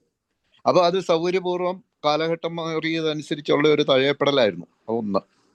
രണ്ടാമത് നമ്മൾ കാണേണ്ടത് ഈ ലോകത്തിൽ തന്നെ ആദ്യമായിട്ട് ഡിഗ്രിയും ആദ്യമായിട്ട് പോസ്റ്റ് ഗ്രാജുവേഷനും ആരംഭിച്ചത് കേരളത്തിലാണ്. കേരളത്തിലെ നമ്മുടെ ഡിപ്പാർട്ട്മെന്റ് ഓഫ് ഹോമിയോപ്പതി ആദ്യം അലോപ്പതിയുടെ കീഴിലായിരുന്നു, പിന്നീട് ആയുർവേദ ഡയറക്ടറേറ്റിന്റെ കീഴിലായിരുന്നു, പിന്നീട് അത് സ്വന്തമായിട്ട് 1973 ഒരു ഇൻഡിപെൻഡന്റ് ഡിപ്പാർട്ട്മെന്റ് ഓഫ് ഹോമിയോപ്പതി ആയി.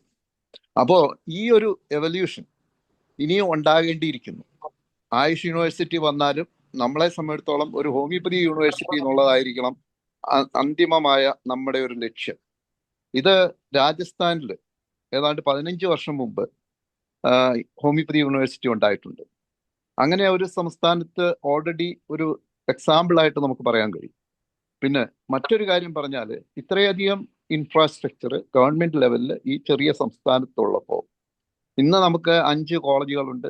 ആ കോളേജുകളിൽ നമുക്കറിയാം ഡിഗ്രി, പോസ്റ്റ് ഗ്രാജുവേഷൻ, PhD, അതേപോലെ നഴ്സ് കം ഫാർമസിസ്റ്റ് കോഴ്സ്, ഇങ്ങനെ പല കോഴ്സുകളും നടക്കുന്നുണ്ട്. അപ്പോൾ പിന്നെ മറ്റൊന്ന് നമ്മൾ ഇതിൽ കൺസിഡർ ചെയ്യേണ്ടത് 2-3 കോളേജുകൾ മാത്രമുള്ള യൂണിവേഴ്സിറ്റികൾ, ഡീംഡ് യൂണിവേഴ്സിറ്റി എന്ന് പറഞ്ഞ് ഇന്ത്യ മുഴുവനുണ്ട്. അപ്പൊ എന്തുകൊണ്ട് ഈ മറ്റൊരു വൈദ്യശാസ്ത്രത്തിന്റെ കീഴിലേക്ക് വീണ്ടും പോകുന്ന ഒരു ഇത് മാറിയിട്ട് ഒരു ഹോമിയോപ്പതി യൂണിവേഴ്സിറ്റി തന്നെ വേണമെന്ന് നമ്മൾ ആവശ്യപ്പെടണമെന്നാണ് എൻ്റെ അഭിപ്രായം. കാരണം ലോകത്തില് ഇന്ന് അതിൻ്റെ ക്ലിനിക്കൽ പാർട്ടിലും എല്ലാം കൊണ്ടും നോക്കിക്കഴിഞ്ഞാൽ എഡ്യൂക്കേഷൻ, റിസർച്ച് ഇതെല്ലാം നോക്കുമ്പോൾ വളരെ മുൻപന്തിയിൽ നിൽക്കുന്ന ഒരു സംസ്ഥാനമാണ് കേരളം. നമ്മുടെ പൊട്ടൻഷ്യൽ വേണ്ട രീതിയിൽ യൂസ് ചെയ്യപ്പെടുന്നില്ല.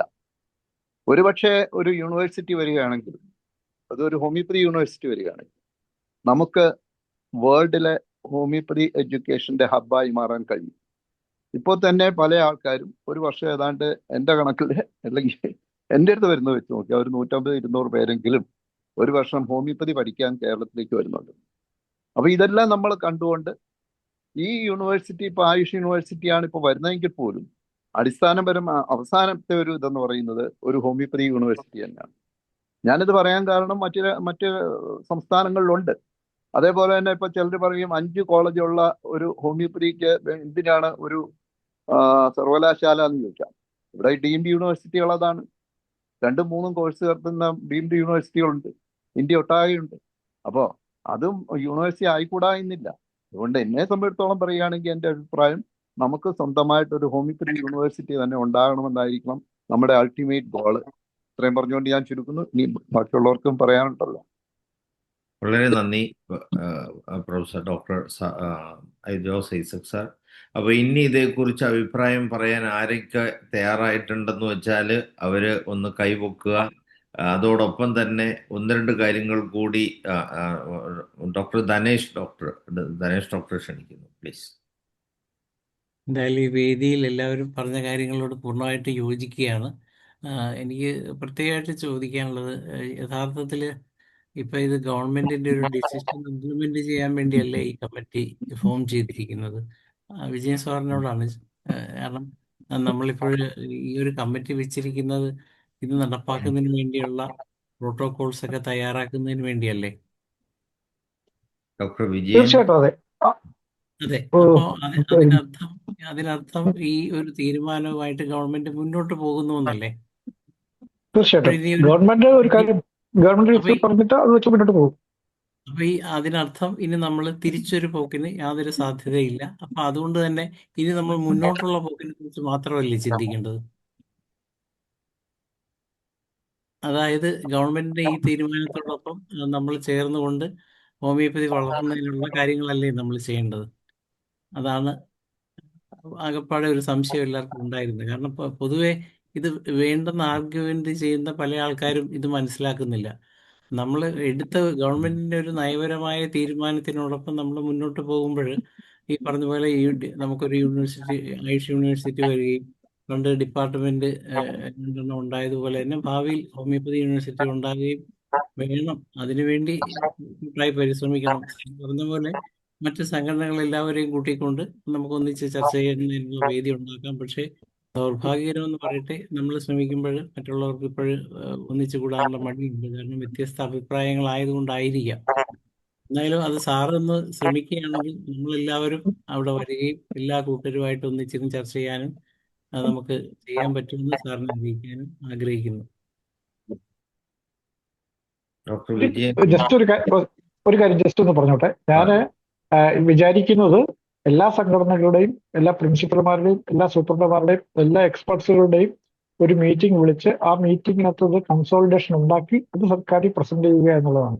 തീർച്ചയായിട്ടും ഞാനത് മീറ്റിംഗ് വിളിക്കും. ഡോക്ടർ ദിനേഷ് പറഞ്ഞതിന്റെ ഒരു മറുപടിയാണ് തോന്നുന്നത്. Thank you very much.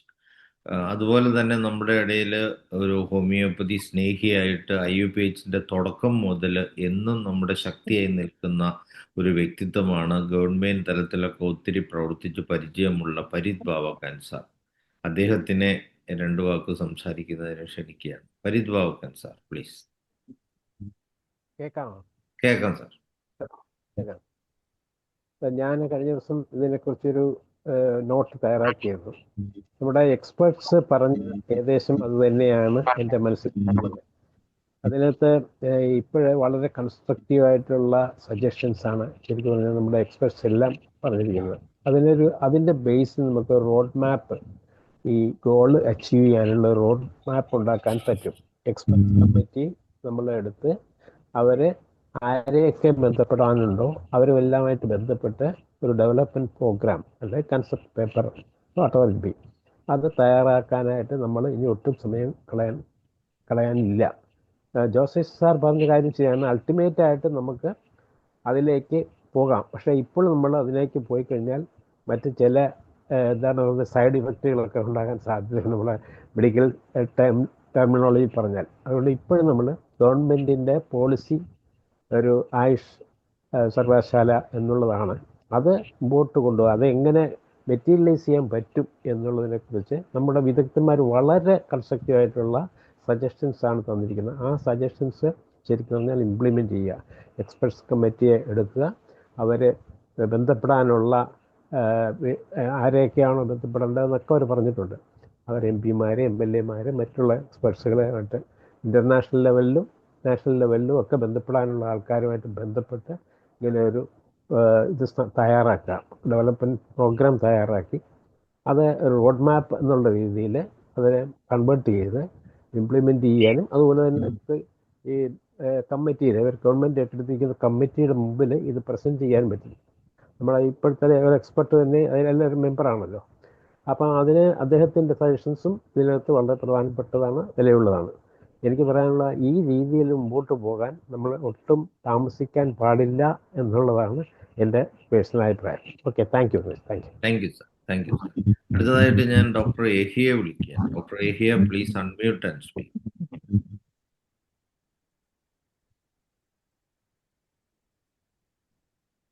Good evening everybody.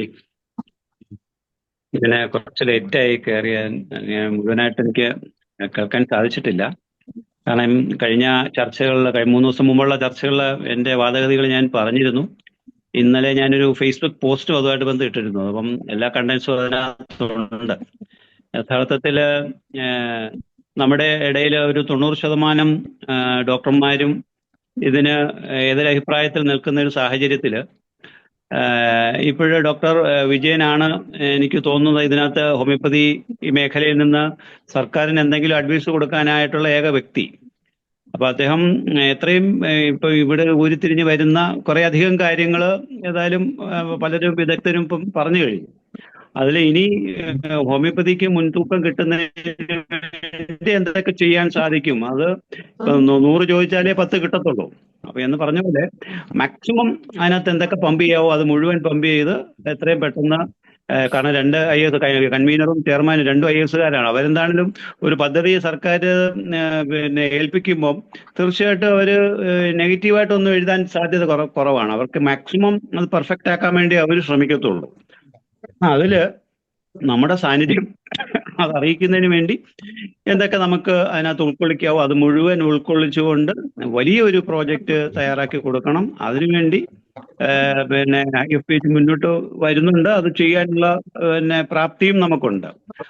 ഒപ്പം ഈ പൊളിറ്റിക്കൽ ഡിസിഷൻ, അതായത് ഇവര് കൊടുക്കുന്നത് മുഴുവൻ ഇംപ്ലിമെന്റ് ചെയ്യണമെന്നില്ല, പക്ഷെ പൊളിറ്റിക്കൽ ഡിസിഷൻ എപ്പോഴും സർക്കാരിന്റെ ഭാഗത്തു നിന്നായിരിക്കും. അവിടെ നമുക്ക് തീർച്ചയായിട്ടും എല്ലാവരെ കൊണ്ട് ഇൻഫ്ലുവൻസ് ചെയ്യാൻ വേണ്ടി സാധിക്കുമെന്നാണ് എനിക്ക് തോന്നിക്കുന്നത്. അപ്പം ഈ ഡോക്ടർ ജോസഫ് പറഞ്ഞ വിദേശത്ത് നിന്ന്, കാരണം എല്ലാം കേരളത്തിൽ നിന്നാണ് ഹോമിയോപ്പതിയുടെ ഹബ്ബായിട്ട് കേരളം നിൽക്കുമ്പം തീർച്ചയായിട്ടും ഫോറിനേഴ്സിന് ഒരുപാട് പേരെ നമുക്ക് ഇവിടെ കൊണ്ടുവന്ന് എഡ്യൂക്കേറ്റ് ചെയ്യാൻ സാധിക്കും. അതിനുള്ള ഒരു സാഹചര്യം, കാരണം ഫണ്ടിന്റെ ഒരു അഭാവമാണ് എന്ന് ഒരു വശത്ത് പറയുന്നുണ്ടല്ലോ. ആ ഫണ്ട് തീർച്ചയായിട്ടും നമുക്ക് ഫോറിൻ സോഴ്സ് തന്നെ ഉപയോഗിക്കാൻ സാധിക്കുമെന്നാണ് എൻ്റെ ഒരു വിശ്വാസം. അപ്പം അതൊക്കെയാണ് എനിക്ക് മുൻകൂറായിട്ട് ധരിപ്പിക്കാനുള്ളത്. എത്രയും പെട്ടെന്ന് ഇത് മെറ്റീരിയൽ ചെയ്യട്ടെ, എല്ലാ ഭാവങ്ങളും നേരുകയാണ്. Okay, thank U. ആ ഒരു കാര്യം ഡോക്ടർ വിജയൻ പ്രത്യേകം ശ്രദ്ധിക്കണമെന്ന് വിചാരിക്കുകയാണ്. അതായത് വിദേശത്തുനിന്ന് നമ്മുടെ നാട്ടിൽ വന്ന് ഹോമിയോപ്പതിയെ കുറിച്ച് പഠിക്കാനുള്ള ഒരു കരിക്കുലം കൂടി ഇതിൻ്റെ അകത്ത് ഉൾപ്പെടുത്തണം. നമ്മുടെ ഈ ആയുഷ് സർവകലാശാല, അല്ലെങ്കിൽ അതിൻ്റെ പേരിന് തന്നെ നമുക്കൊരു പ്രാധാന്യം കൊടുക്കണം. Kerala medical Ayush Kerala medical university of Ayush health sciences എന്ന് തുടങ്ങി ഇതിൻ്റെ അകത്ത് നമ്മുടെ ഈ യൂണിവേഴ്സിറ്റിയിൽ നിന്ന് പഠിച്ച് വെളിയിലിറങ്ങുന്ന വിദ്യാർത്ഥികൾ വെളിയിൽ ഈ സർട്ടിഫിക്കറ്റ് കാണിക്കുമ്പോൾ ഇതുമായിട്ട് ഹെൽത്തുമായിട്ടും സയൻസുമായിട്ടും മെഡിസിനായിട്ടൊക്കെ ബന്ധപ്പെട്ട ഒരു യൂണിവേഴ്സിറ്റി ആണെന്നും കൂടെ ബോധ്യം വരുന്ന ഒരു പേര് അതിന് നിർദ്ദേശിക്കാനും കൂടെ ശ്രദ്ധിക്കണമെന്ന് വിനീതമായിട്ട് അഭ്യർത്ഥിക്കുകയാണ്. കാരണം ആയുഷ് യൂണിവേഴ്സിറ്റി എന്ന് പറഞ്ഞിട്ടുണ്ടെങ്കിൽ ആയുഷ് എന്ന് പറയുന്നതിൻ്റെ അകത്ത് മെഡിസിനുമായിട്ട് യാതൊരു ബന്ധവും ഇതുമായിട്ട് ബന്ധപ്പെടാത്തവർക്ക് കാണാൻ പറ്റില്ല, ഇന്ത്യയിൽ വെളിയിലുള്ളവർക്ക്. അപ്പൊ ഈ സർട്ടിഫിക്കറ്റുമായിട്ട് ലോകത്ത് എവിടെ ചെന്നാലും ഇത് മെഡിസിനും സയൻസും ഒക്കെ ആയിട്ട് ബന്ധപ്പെട്ട ഒരു യൂണിവേഴ്സിറ്റി ആണെന്ന് തിരിച്ചറിവ് വരുന്ന രീതിയിലുള്ള ഒരു പേരായിരിക്കണം നമ്മുടെ യൂണിവേഴ്സിറ്റിക്ക് കൊടുക്കേണ്ടതെന്ന് പ്രത്യേകം ശ്രദ്ധിക്കണമെന്ന് ഓർമ്മപ്പെടുത്തുകയാണ്. ഇനി ഇതിൻ്റെ അകത്ത് ഞാൻ ഡോക്ടർ അയ്യർ അശോക് കുമാർ ഉണ്ട്, ഡോക്ടർ ദേവനുണ്ട്. ഡോക്ടർ ദേവൻ ഏതോ ഒരു ഫംഗ്ഷനിൽ പങ്കെടുത്തുകൊണ്ടിരിക്കുമ്പോഴാണ് ഇവിടെ കയറിയിരിക്കുന്ന ഡോക്ടർ ദേവനെ ഞാൻ ആദ്യം ഒന്ന് വിളിക്കുകയാണ്. ഡോക്ടർ ദേവൻ പ്ലീസ് അൺമ്യൂട്ട് ചെയ്ത് സംസാരിക്കും. ഡോക്ടർ ദേവൻ ഒരു 10 മിനിറ്റ് കഴിഞ്ഞിട്ട് വരാം ഞാൻ. 10 മിനിറ്റ് കഴിഞ്ഞിട്ട് ഓക്കെ. എന്നാൽ doctor Iyer Ashok Kumar please. Ashok doctor. Shaji ഡോക്ടറെ, ഞാനും പുറത്ത് നിൽക്കണം, നോക്കട്ടെ അവസാനം സംസാരിക്കാൻ പറ്റുമെങ്കിൽ സംസാരിക്കാം, അല്ലെങ്കിൽ അടുത്ത ദിവസം പറയാം. ആയിക്കോട്ടെ. അപ്പൊ ഇനി ഇതേക്കുറിച്ച് സംസാരിക്കാൻ ആരെങ്കിലും താല്പര്യപ്പെടുന്നുണ്ടെങ്കിൽ എത്രയും പെട്ടെന്ന് കൈ ഉയർത്തണമെന്ന്, നിങ്ങളുടെ ഹാൻഡ് റൈസ് ചെയ്യണമെന്ന് ആവശ്യപ്പെടുകയാണ്. ഇനി 1-2 കാര്യം, നമ്മുടെ ഹരിഹരൻ സാറൊക്കെ ഇതിൻ്റെ അകത്ത് വേണോ വേണ്ടയോ എന്നുള്ള പലരും, ഇപ്പൊ സുധീർ ഡോക്ടർ വേണ്ട എന്ന് പറഞ്ഞു, ഇപ്പൊ ഈ ഇപ്പോഴുള്ള നിലവിലുള്ള സംവിധാനത്തിൽ പോയാൽ മതി എന്ന് പറയുന്നു. നമ്മുടെ ഹോമിയോപ്പതി 1-2 സംഘടനകൾ അങ്ങനെ ഓൾറെഡി പ്രഖ്യാപിച്ചു കഴിഞ്ഞു. അപ്പൊ IFPH എന്തുകൊണ്ട് വ്യത്യസ്തമായൊരു തീരുമാനം എന്നുള്ളതിനെ കുറിച്ച് നമ്മൾ യുനാനിമസ് ആയിട്ടാണ് അങ്ങനെ ഒരു തീരുമാനം എടുത്തത്. Doctor Harikumar doctor please. Doctor Harikumar doctor സംസാരിക്കും. ഹരികുമാർ ഡോക്ടർ, അദ്ദേഹം അലോപ്പതിയിലും ആയുർവേദത്തിലും ഹോമിയോപ്പതിയിലും ഡിഗ്രി ഉള്ള ആളാണ്. നമുക്കെല്ലാം ബഹുമാനം. എന്നിട്ട് 99.99% ഹോമിയോപ്പതിയുമായിട്ട് സ്റ്റിക്ക് ചെയ്ത് ഇന്ന് പ്രാക്ടീസ് ചെയ്യുന്നൊരു ഡോക്ടറാണ്. അദ്ദേഹത്തിന്റെ വാക്കുകൾക്ക് വലിയ വില കൽപ്പിക്കേണ്ടതുണ്ട്. അദ്ദേഹത്തെ ഞാൻ പ്രത്യേകം ക്ഷണിക്കുകയാണ്. Doctor Harikumar please. Harikumar doctor. ആയുർവേദത്തിലെ ഡോക്ടർ രാമാനുജൻ സാർ വന്നിട്ടുണ്ട്. Okay okay okay. ആയുർവേദത്തിന്റെ ആയുർവേദത്തിലെ doctor Ramanathan sir. Ramanathan sir unmute ചെയ്ത് സംസാരിക്കൂ സാർ.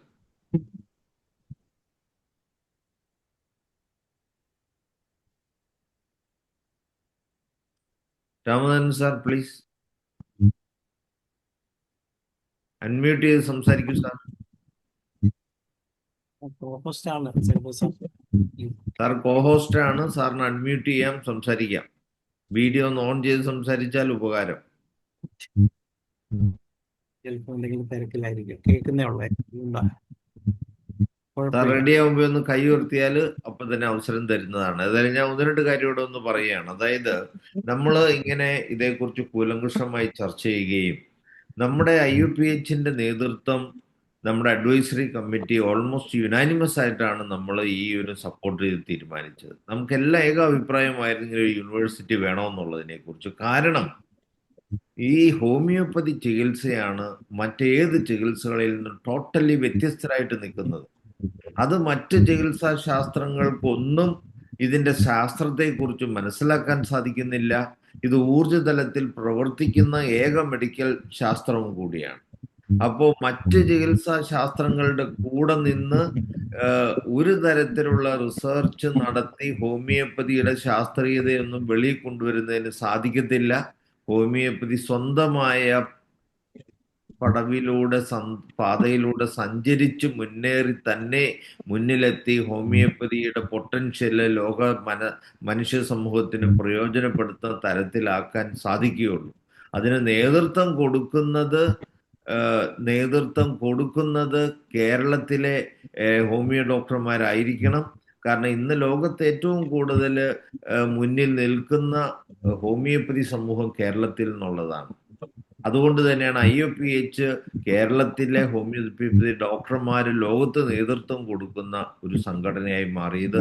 ഇന്ന് ഏറ്റവും കൂടുതൽ ആക്റ്റീവായിട്ട് സമർപ്പിതരായിട്ട് ലോകം മൊത്തം നിറഞ്ഞു നിന്ന് ഹോമിയോപ്പതി സമൂഹത്തിന്റെ മുന്നിൽ പ്രവർത്തിക്കുന്ന പാരമ്പര്യവും അറിവും അതുപോലെ തന്നെ അങ്ങനെ ചെയ്യുന്നതും IUPH തന്നെയാണ്.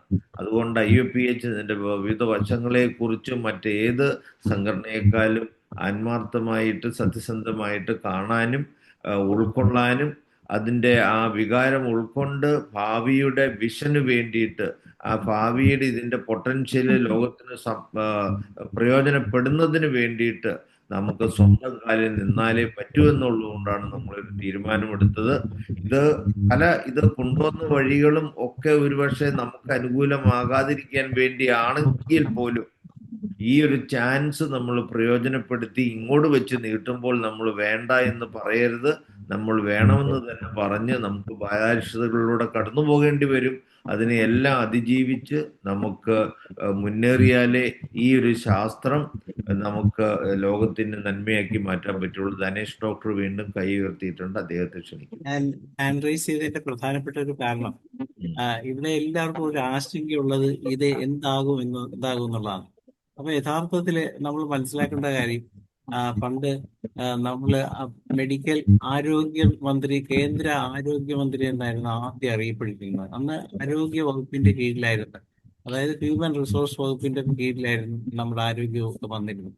അതിനുശേഷം അതിനെ രണ്ടാക്കി തിരിച്ച് നമ്മൾ ആയുഷ് എന്ന് പറഞ്ഞൊരു വിഭാഗത്തിലോട്ട് മാറ്റപ്പെട്ടു. പക്ഷെ ആയുഷ് എന്ന വിഭാഗത്തിൽ മാറ്റപ്പെട്ടപ്പോൾ തഴയുകയാണോ വളരുകയാണോ ചെയ്തതെന്ന് ചോദിച്ചാൽ നമ്മൾ ഒത്തിരി വളർന്നു എന്നുള്ളതാണ് വാസ്തവം. നമ്മുടെ നാഷണൽ ഹോമിയോപ്പതി കൗൺസിൽ ഉണ്ടായി, നാഷണൽ ഹോമിയോപ്പതി റിസർച്ച് സ്ഥാപനങ്ങൾ ഒത്തിരി വലുതായി, ഒത്തിരി സ്ഥാപനങ്ങളുണ്ടായി, ഒത്തിരി ആയുഷ് ഹോസ്പിറ്റലുകൾ ഉണ്ടായി.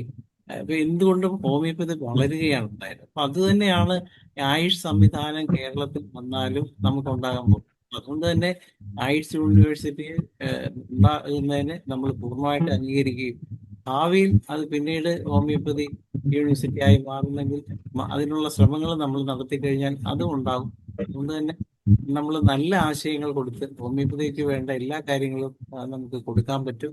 അതിനുള്ള ഒരു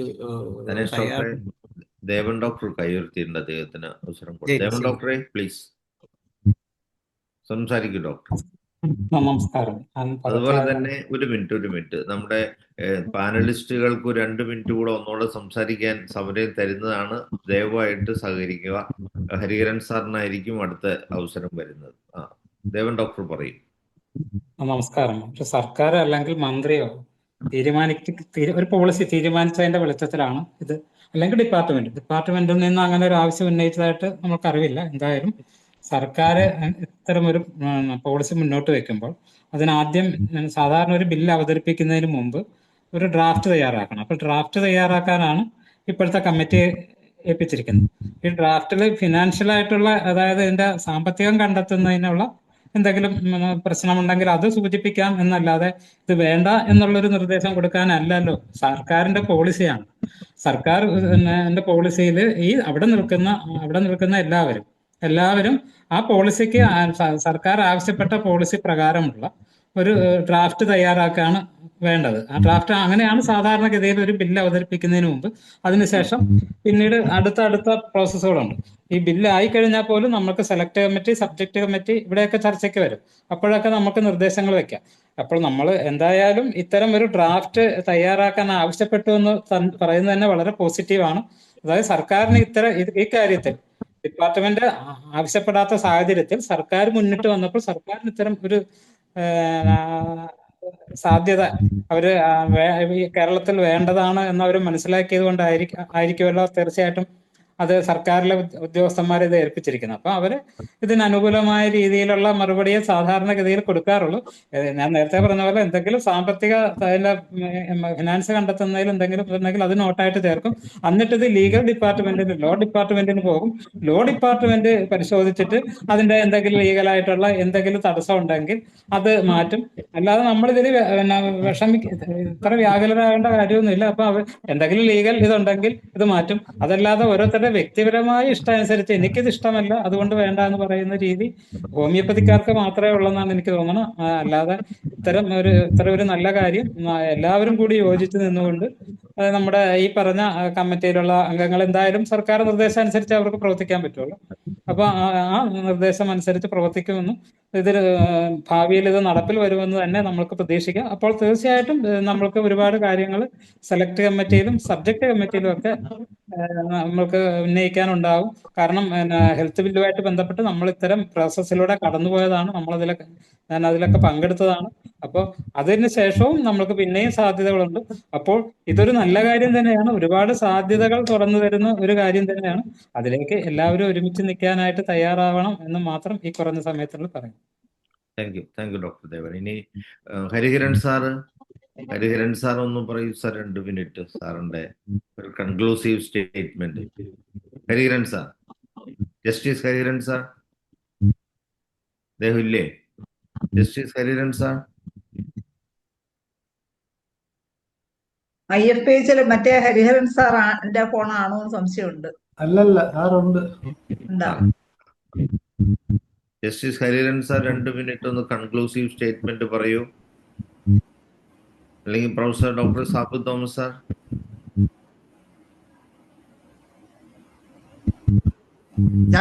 തീർച്ചയായിട്ടും ഞാൻ പറയാം.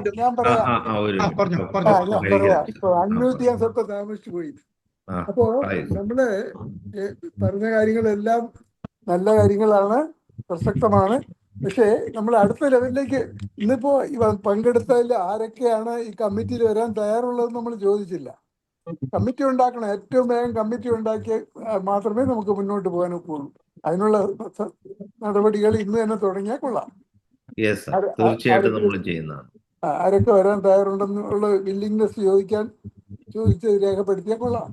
നമ്മളെ ചെയ്യുന്നതായിരിക്കും സാർ. IFPHന്റെ മീറ്റിംഗ് വിളിച്ച് നമ്മളെ ചെയ്യുന്നതായിരിക്കും. അതിൽ കൂടുതലൊന്നും പറയാനില്ല. തീരുമാനം എടുത്ത സ്ഥിതിക്ക് നിശക്തമായി മുന്നോട്ട്, അത്രയേ ഉള്ളൂ. Thank you sir. Thank you. സാറിന്റെ ഇനിയും അഡ്വൈസ് നമ്മൾ സ്വീകരിക്കുന്നതായിരിക്കും. സാറിന് എന്താ ആവശ്യം വന്നാലും സാറുമായിട്ട് കമ്മ്യൂണിക്കേറ്റ് ചെയ്യുന്നതായിരിക്കും. നമ്മൾ മറ്റന്നാൾ വീണ്ടും കാണുന്നുണ്ടല്ലോ, സ്വാതന്ത്ര്യ ദിനത്തിലെ. Okay sir. അപ്പോ ഇനി professor doctor Sabu Thomas sir 2 minute conclusion. Sabu doctor. അപ്പം ഞാൻ നേരത്തെ പറഞ്ഞതുപോലെ തന്നെ we should have a very strong committee, make a very strong vision document. We also should have lots of training program, international training program for medical graduates. ഫോറിനിൽ നിന്നൊക്കെ ധാരാളം medical graduates ഈ programme എടുക്കാൻ വരും. അവർക്ക് long time program, short time program. പിന്നെ നമുക്കൊരു കാര്യം കൂടി ചെയ്യണം. നമുക്കൊരു ഇൻസ്റ്റിറ്റ്യൂട്ട് കേരളത്തിൽ തുടങ്ങിക്കഴിഞ്ഞാൽ we should be able to start such programs in different parts of the world. അതുമെല്ലാം നമ്മൾ കാണിക്കണം. ഇപ്പൊ സർവകലാശാലകളൊക്കെ ലോകത്തിലെ പല ഭാഗത്തും നമുക്ക് തുടങ്ങാം. അതുമൊക്കെ യൂണിവേഴ്സിറ്റി ഗ്രാന്റ്സ് കമ്മീഷൻ അതിന്റെ പെർമിഷൻ നൽകുന്നു. ഇവിടെ തുടങ്ങിക്കഴിഞ്ഞാൽ നമ്മുടെ ഡോക്യുമെന്റ് അതൊക്കെ രേഖപ്പെടുത്തണം. We should be able to start institutions across the globe. Thank you. Thank you. Dr. Vijayan, please make note of this. Dr. Vijayan. Okay, ഞാൻ നേരത്തെ സെക്രട്ടറി ലെവലിൽ വിഷൻ 2030 എന്ന് പറഞ്ഞ പ്രോഗ്രാം ഉണ്ടായിരുന്നു. അപ്പം ആയുഷിന്റെയും ആയുർവേദത്തിന്റെയും ഹോമിയോപ്പതിയുടെയും ഡോക്ടേഴ്സ് കൂടിയിരുന്ന് അങ്ങനെ ഒരു കാര്യങ്ങളൊക്കെ ചർച്ച ചെയ്ത് പോയിട്ടുള്ളതായിട്ട് ഞാൻ ഓർക്കുന്നുണ്ട്. അത് അനുസരിച്ച് അതിന്റെ ബാക്ക്ഗ്രൗണ്ടായിട്ട് ചിലപ്പോൾ വന്നിരിക്കാം എന്ന് എനിക്ക് തോന്നുന്നു. എന്താ പറയുക, നല്ലൊരു ഇവരുടെ മിനിസ്റ്ററുടെ ലെവലിലൊരു തീരുമാനമാണ് വന്നിട്ടുള്ളത്. അതിന്റെ എവിടെ നിന്നാണോ അത് ഉരുത്തിരിഞ്ഞതെന്ന് എനിക്കറിയാൻ പറ്റും. എന്റെ ഒരു ചോദ്യം അങ്ങനെ വന്നുകൊണ്ടാണ് ഞാൻ അത് പറഞ്ഞത്. പിന്നെ എനിക്കിപ്പം ഞാൻ ഡോക്ടർ ജോസഫ് സാറിനെ കണ്ടില്ലായിരുന്നു. സാറ് ഇതിനകത്തുണ്ടെന്ന് പറഞ്ഞ് വളരെ സന്തോഷം. സാറ് വളരെ കാര്യങ്ങൾ പറയും. നമുക്ക് ഹോമിയോപ്പതിയിലെ തന്നെ ഒരു യൂണിവേഴ്സിറ്റിയിലേക്ക് ശ്രമിക്കേണ്ടതുണ്ട്. നമ്മൾ ഇത്തരം കാര്യങ്ങൾ ഇവിടെ വെച്ചുകൊണ്ട് അവസാനിപ്പിക്കുന്നില്ല. പണ്ട് നേരത്തെ ഉണ്ടായിരുന്നപ്പോൾ ഹോമിയോപ്പതിക്കും ആയുർവേദത്തിനും കുവാസിനും സെപ്പറേറ്റ് പ്രൊവിസികൾ ഉണ്ടാവണമെന്ന്, അത് കഴിഞ്ഞ് ഒരു VC അങ്ങനെ ഒരു ലെവലിൽ പണ്ടൊരു ചർച്ച ഉണ്ടായിരുന്നു. അതിന് ഓർക്കുന്നു, അതിന് പങ്കെടുത്തിട്ടുണ്ടായിരുന്നു. അങ്ങനെയും വന്നിരുന്നു. ഇനിയിപ്പം ആയുർവേദത്തിന് അങ്ങനെയാണോ, ഹോമിയോപ്പതിക്ക് എങ്ങനെയാണോ, ഹോമിയോപ്പതിയുടെ സെപ്പറേറ്റ് യൂണിവേഴ്സിറ്റി ആണോ നമുക്ക് ആവശ്യം എന്നൊക്കെ നമുക്ക് കൃത്യമായിട്ട് ഒരു ധാരണയോടെ നമുക്ക് മുന്നോട്ട് പോകാം. നമ്മുടെ ഇപ്പോഴത്തെ നോട്ടിൽ നമ്മൾ അതുകൂടെ കുറിക്കുന്നത് നല്ലതായിരിക്കും. വിഷൻ 2030 എന്നുള്ളതാണ് നമ്മളെ അടുത്ത 2050 2050 ആകുമ്പോഴത്തേക്ക് നമുക്ക് ഹോമിയോപ്പതിക്ക് സ്വന്തമായിട്ടെങ്കിലും, ഞാൻ ഒത്തിരി നീട്ടി പറഞ്ഞതാണത്, ഉണ്ടാവണം എങ്കിലും ഉണ്ടാവണം. അത് അത്ര നീട്ടി പറഞ്ഞത് കുറച്ച് കൂടുതലാണ്. എന്നാലും വിട്ടില്ല, 10-20 വർഷങ്ങളേ ഉള്ളൂ. ഉണ്ടാവട്ടെ എന്ന് ആശംസിക്കുന്നു. Okay, doctor Janardhan sir. വളരെ കൺസ്ട്രക്റ്റീവ് ആയിട്ടുള്ള അഭിപ്രായങ്ങൾ എല്ലാവരും പറഞ്ഞു കഴിഞ്ഞു. നമുക്ക് നല്ല ഒരു ആശയം വരുമ്പോൾ ഇതുമായിട്ട് അധികം ബന്ധപ്പെടാത്ത ആൾക്കാരുടെ ഇടയ്ക്കുള്ള ആശയക്കുഴപ്പം പരിഹരിക്കുവാനായിട്ട് ഒരു ഒരു ഗവൺമെന്റ് തലത്തിലൊരു മാർഗനിർദ്ദേശം എന്തെങ്കിലും പുറപ്പെടുവിച്ചാൽ നന്നായിരിക്കും. കാരണം നമ്മൾ ഇപ്പൊ ദിനംപ്രതി പല ഗ്രൂപ്പുകളിലും ആൾക്കാരുടെ പലതരത്തിലുള്ള സന്ദേശങ്ങൾ വരുന്നുണ്ട്. അതൊന്നും നമുക്ക് ശരിക്കും മുമ്പോട്ട് പോകുമ്പോൾ പലതരത്തിലുള്ള ആശയക്കുഴപ്പം ഉണ്ടാകുക എന്നുള്ളത് സാധാരണയാണ്. പക്ഷെ മുമ്പോട്ട് പോകണമെങ്കിൽ തീർച്ചയായിട്ടും മുമ്പോട്ട് തന്നെ പോകാനുള്ള ഒരു ഡ്രൈവ് നമുക്ക് ഉണ്ടാവണം, നമുക്കൊരു ഒബ്ജക്റ്റീവ് ഉണ്ടാവണം, നമ്മൾ എവിടെ റീച്ച് ചെയ്യണം എന്നുള്ള ഒരു ടാർഗറ്റ് ബേസ്ഡ് ആയിട്ട് തന്നെ നമുക്ക് വർക്ക് ചെയ്യാൻ പറ്റുള്ളൂ. അതിന് നമ്മുടെ മുമ്പോട്ട് വരുന്ന ആയുഷ് യൂണിവേഴ്സിറ്റി, ഇപ്പൊ ഗവൺമെന്റ് തലത്തിൽ ആയുഷിന് വേണ്ടി ഒരു യൂണിവേഴ്സിറ്റി ഉണ്ടാക്കാൻ തീരുമാനിച്ചു. 2010 ആയുഷിന് വേണ്ടി ഒരു മിനിസ്ട്രി ഉണ്ടാക്കാൻ തീരുമാനിച്ചു. അപ്പോൾ അതുകൊണ്ട് ആയുഷ് മിനിസ്ട്രിക്ക് ഒരു പരാജയവും ഉണ്ടായില്ല. ആയുഷ് മിനിസ്ട്രി ഈ രാജ്യത്തിന്റെ എല്ലാ മൂലകളിലും അതിന്റെ ആക്ടിവിറ്റി വ്യാപിപ്പിച്ചു. എന്ന് പറഞ്ഞ പോലെ ആയുഷ് യൂണിവേഴ്സിറ്റിക്ക് ഇപ്പോൾ മിനിമം കോളേജുകൾ ഉണ്ടെങ്കിൽ നമ്മുടെ ആക്ടിവിറ്റിയെ വളരെ അധികം വിപുലീകരിക്കുവാനും അത് ശാസ്ത്രീയമായ രീതിയിൽ അതിന്റെ പ്രവർത്തനം നടപ്പിലാക്കുവാനും നമുക്ക് സാധിക്കും. അതിനുവേണ്ടി നമുക്ക് ഗവൺമെന്റിന് പരമാവധി സപ്പോർട്ട് കൊടുക്കുക. ഞാൻ പറയാനുള്ളത് ഈ ഡൈവേഴ്സിറ്റീസിനെ, അതായത് വിഭിന്ന അഭിപ്രായങ്ങളെ ക്രോഡീകരിക്കുവാൻ എന്താണ് മാർഗം എന്നും കൂടി ആലോചിച്ചാൽ നന്നായിരിക്കും. നമ്മുടെ ഇനിഷ്യേറ്റീവ് തന്നെ അവരുടെയും കൂടി ഒരു മീറ്റിംഗ് വിളിച്ചാൽ, അഭിപ്രായ വ്യത്യാസങ്ങൾ വിളിച്ചാൽ നന്നായിരിക്കും എന്നെനിക്ക് അഭിപ്രായമുണ്ട്. എന്തായാലും നമ്മുടെ തീരുമാനങ്ങളെല്ലാം നല്ലതാണ്. നമുക്ക് നല്ല ആശയങ്ങളുണ്ട്. ആശയങ്ങൾ അനുസരിച്ച് നമുക്ക് മുമ്പോട്ട് പോകാൻ എല്ലാവരുടെയും സഹകരണം പ്രതീക്ഷിക്കുന്നു. Thank you sir. നമ്മുടെ പാനലിസ്റ്റ് ആയിട്ട് വന്നവരുടെ കൺക്ലൂസീവ് സ്റ്റേറ്റ്മെന്റ് നമ്മളൊന്ന് എടുത്തുന്നേ ഉള്ളൂ. നമുക്ക് ഇനി ആർക്കെങ്കിലും അഭിപ്രായം പറയാനുണ്ടെങ്കിൽ അത് കേൾക്കാൻ നമുക്ക് താല്പര്യമുണ്ട്. ഇനി ഇതുമാതിരി എല്ലാവരെയും കൂടെ ഒരുമിച്ച് അഭിപ്രായങ്ങൾ ക്രോഡീകരിച്ച് കിട്ടുക എന്നുള്ളത് ബുദ്ധിമുട്ടായതുകൊണ്ട് അല്പം കൂടെ ഒന്ന് സമയം നീട്ടുവാണ്. അയ്യർ അശോക് കുമാർ പറയാനുള്ളത് പറയാം. അതുപോലെ ഇനി ആർക്കെങ്കിലും അഭിപ്രായം പറയാനുണ്ടെങ്കിൽ please raise your hand. We wish to hear your opinion please. അതുപോലെ തന്നെ ആയുർവേദത്തിൽ നിന്ന് വന്ന ഡോക്ടർ എൻ്റെ ഒപ്പീനിയൻ നമുക്ക് തീർച്ചയായിട്ടും കേൾക്കണമെന്ന് താല്പര്യമുണ്ട്. അദ്ദേഹം പ്ലീസ് നമ്മളോട് രണ്ടു വാക്ക് സംസാരിക്കണമെന്ന് നമുക്ക് താല്പര്യമുണ്ട്. ദയവായി സംസാരിക്കുക പ്ലീസ്.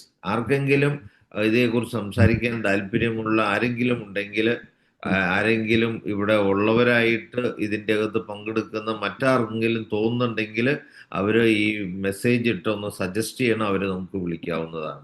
കോ ഹോസ്റ്റാക്കി അവർ നമുക്ക് ഓപ്പൺ ചെയ്ത് കൊടുക്കുക. നിങ്ങളെല്ലാവരുടെ അഭിപ്രായം കേൾക്കാൻ താല്പര്യമുണ്ട്. ദയവായിട്ട് സാധിക്കുന്ന എല്ലാവരും പറയണമെന്ന് വിനീതമായിട്ട് അഭ്യർത്ഥിക്കുന്നു. ഷഫീഖ് ഡോക്ടർ ഷഫീഖ്. കേൾക്കാം, പറയൂലോ.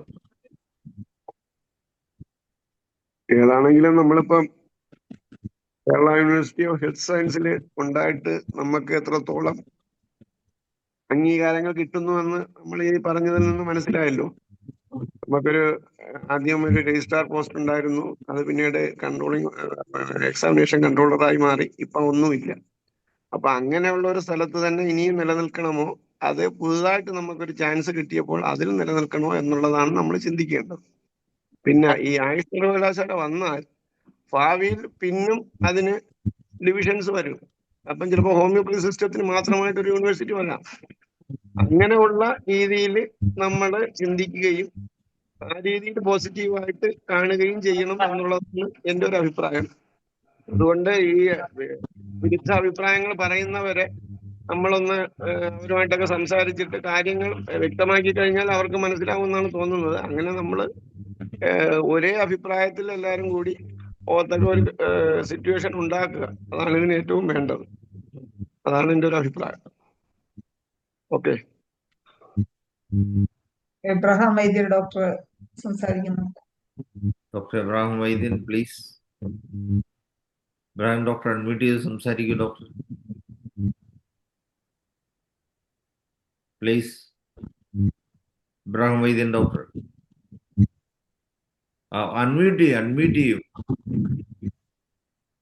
ചെയ്തിട്ട് സംസാരിക്കും. ഹലോ. പറയൂ ഡോക്ടർ. എനിക്ക് ചർച്ചകൾ കേട്ടു. പോസിറ്റീവായിട്ട് എനിക്കെന്ത് പറയാനില്ല. കാര്യം ഹോമിയോപ്പതിക്ക് ഉയർന്ന സ്ഥാനങ്ങൾ കിട്ടിയാലും അവർ വളർന്നു പോകുന്നതല്ലാതെ ഹോമിയോപ്പതിക്ക് ഒരു ഗുണവും ഉണ്ടാകുന്നില്ല എന്നാണ് ഞാൻ കുറച്ച് നാളായിട്ട് കണ്ട അനുഭവം. കുറച്ച് നാൾ വലിയ വലിയ പോസ്റ്റിലേക്ക് പോകും. അവര് മിടുക്കരാകുന്നല്ല, ഹോമിയോപ്പതിക്ക് ഒരു ഗുണവും ചെയ്യുന്നില്ല. അതിപ്പം വരുന്നിടത്ത് വെച്ച് കാണാം. യൂണിവേഴ്സിറ്റി മഹാശ്രീയും ഹോമിയോപ്പതിക്ക് SS എന്ന് പറഞ്ഞുകൊണ്ട് ഞാൻ എൻ്റെ വാക്കുകൾ പറയുന്നു. അതിൽ കൊണ്ട് പറയാനൊന്നുമില്ല.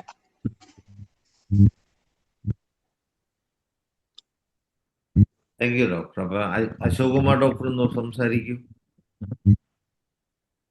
Ashok Kumar doctor please.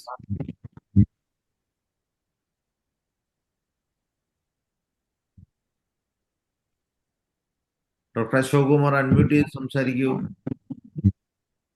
അതുപോലെ തന്നെ വേറെ ആർക്കെങ്കിലും സംസാരിക്കാൻ താല്പര്യമുണ്ടെങ്കിൽ please raise your hand. We appreciate to listen to you. എനിക്കൊരു ചെറിയ ചോദ്യമുണ്ട്, പ്ലീസ് കേൾക്കാമോ? പറയൂ. അതായത് നമ്മളിപ്പം പാനലിസ്റ്റിന്റെ സജഷൻസ് ഒക്കെ വന്നല്ലോ, അത് റൈറ്റ് ചെയ്തിട്ടുണ്ടോ? എല്ലാം ഒന്ന് റെക്കോർഡ് ചെയ്തിട്ടുണ്ടോ? അത് ഞാനിവിടെ ഒന്ന് നോട്ട് ചെയ്തിട്ടുണ്ട് സാർ. ഞാനും കുറച്ച് കാര്യങ്ങൾ എഴുതി വെച്ചിട്ടുണ്ട്. അല്ല, ഇതെല്ലാം റെക്കോർഡഡ് ആണ്. പ്രോഗ്രാം തന്നെ റെക്കോർഡാണ്.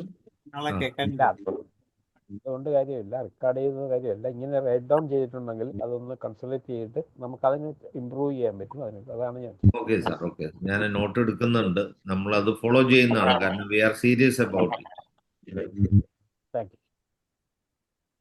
അപ്പോ ഇനി ദേവൻ ഡോക്ടർ കൈ ഉയർത്തിയ പോലെ സംസാരിക്കാനാണോ? പെട്ടെന്ന് പറയൂ. അതെ, എൻ്റെ ഒരു സുഹൃത്ത് നമ്മുടെ കൊടിക്കുന്നിൽ സുരേഷ് MBA വർഷങ്ങൾക്ക് മുമ്പ്, അദ്ദേഹം അന്ന് സംഘടനയുടെ ജനറൽ സെക്രട്ടറി ആയിരുന്നു. വർഷങ്ങൾക്ക് മുമ്പ് കൊടിക്കുന്നിൽ സുരേഷ് MBA പോയി കണ്ടപ്പോൾ അദ്ദേഹം all India institute of medical science ഹോമിയോപ്പതിയിൽ ഇവിടെ സ്ഥാപിക്കണം, കേരളത്തിൽ സ്ഥാപിക്കണമെന്ന ആവശ്യമായിട്ടാണ് അവർ പോയത്. അന്ന് ചെന്നപ്പോൾ ഈ കൊടിക്കുന്നിൽ സുരേഷ് ഇങ്ങോട്ട് പറഞ്ഞൊരു കാര്യമാണ്, നമ്മൾക്കിവിടെ ഒരു യൂണിവേഴ്സിറ്റി തുടങ്ങാം എന്നുള്ളത്. ഇപ്പോൾ എന്തായാലും അത് പോളിസി, സർക്കാരിന്റെ പോളിസി ആയിട്ട് വന്നിരിക്കുന്നു. ഡിപ്പാർട്ട്മെന്റ് വെക്കാത്തപ്പോൾ തീർച്ചയായിട്ടും മന്ത്രിയായിരിക്കും ആ പോളിസി വെച്ചത്. അതുകൊണ്ട് തന്നെ ഈ ഇവിടെ വെച്ചിരിക്കുന്ന ഉദ്യോഗസ്ഥന്മാരൊന്നും നമ്മൾക്ക് എതിരായ ഒരു റിപ്പോർട്ട്, സർക്കാരിന്റെ പോളിസിക്കെതിരായിട്ട് ഒരു ഉദ്യോഗസ്ഥൻ പ്രവർത്തിക്കാൻ പറ്റത്തില്ലല്ലോ. അപ്പൊ തീർച്ചയായിട്ടും ഇപ്പോൾ നമ്മൾ ഇവർക്ക് ആവശ്യമായ സപ്പോർട്ടുകൾ കൊടുക്കുക, കഴിയാവുന്നത്ര രീതിയിൽ നമ്മുടെ ഈ നമ്മൾ ഇതിന് ആവശ്യമായ നോട്ട്സൊക്കെ തയ്യാറാക്കി കൊടുക്കുക. പിന്നീട് ഇതിനെന്തെങ്കിലും ഇത് കാണുകയാണെങ്കിൽ നമ്മൾക്ക് അന്ന് സബ്ജക്ട് കമ്മിറ്റിയിലും സെലക്ട് കമ്മിറ്റിയിലും നമുക്ക് ഇതിന് എന്തെങ്കിലും തിരുത്തലുകൾ ആവശ്യമുണ്ടെങ്കിൽ അത് ചെയ്യാം. ഇപ്പോൾ എന്തായാലും അവരുടെ ഭാഗത്തു നിന്ന് അത്തരത്തിലൊരു നിർദ്ദേശം വരാനേ സാധ്യതയുള്ളൂ. അതല്ലെങ്കിൽ മന്ത്രി ഈ പോളിസിയിൽ നിന്ന് മന്ത്രി പിന്മാറണം. മന്ത്രി പിന്മാറാൻ സാധ്യത കുറവാണ്, പക്ഷെ ഈ പറഞ്ഞ ചില വിരുദ്ധ ശക്തികളുടെ പ്രവർത്തനമുണ്ട്.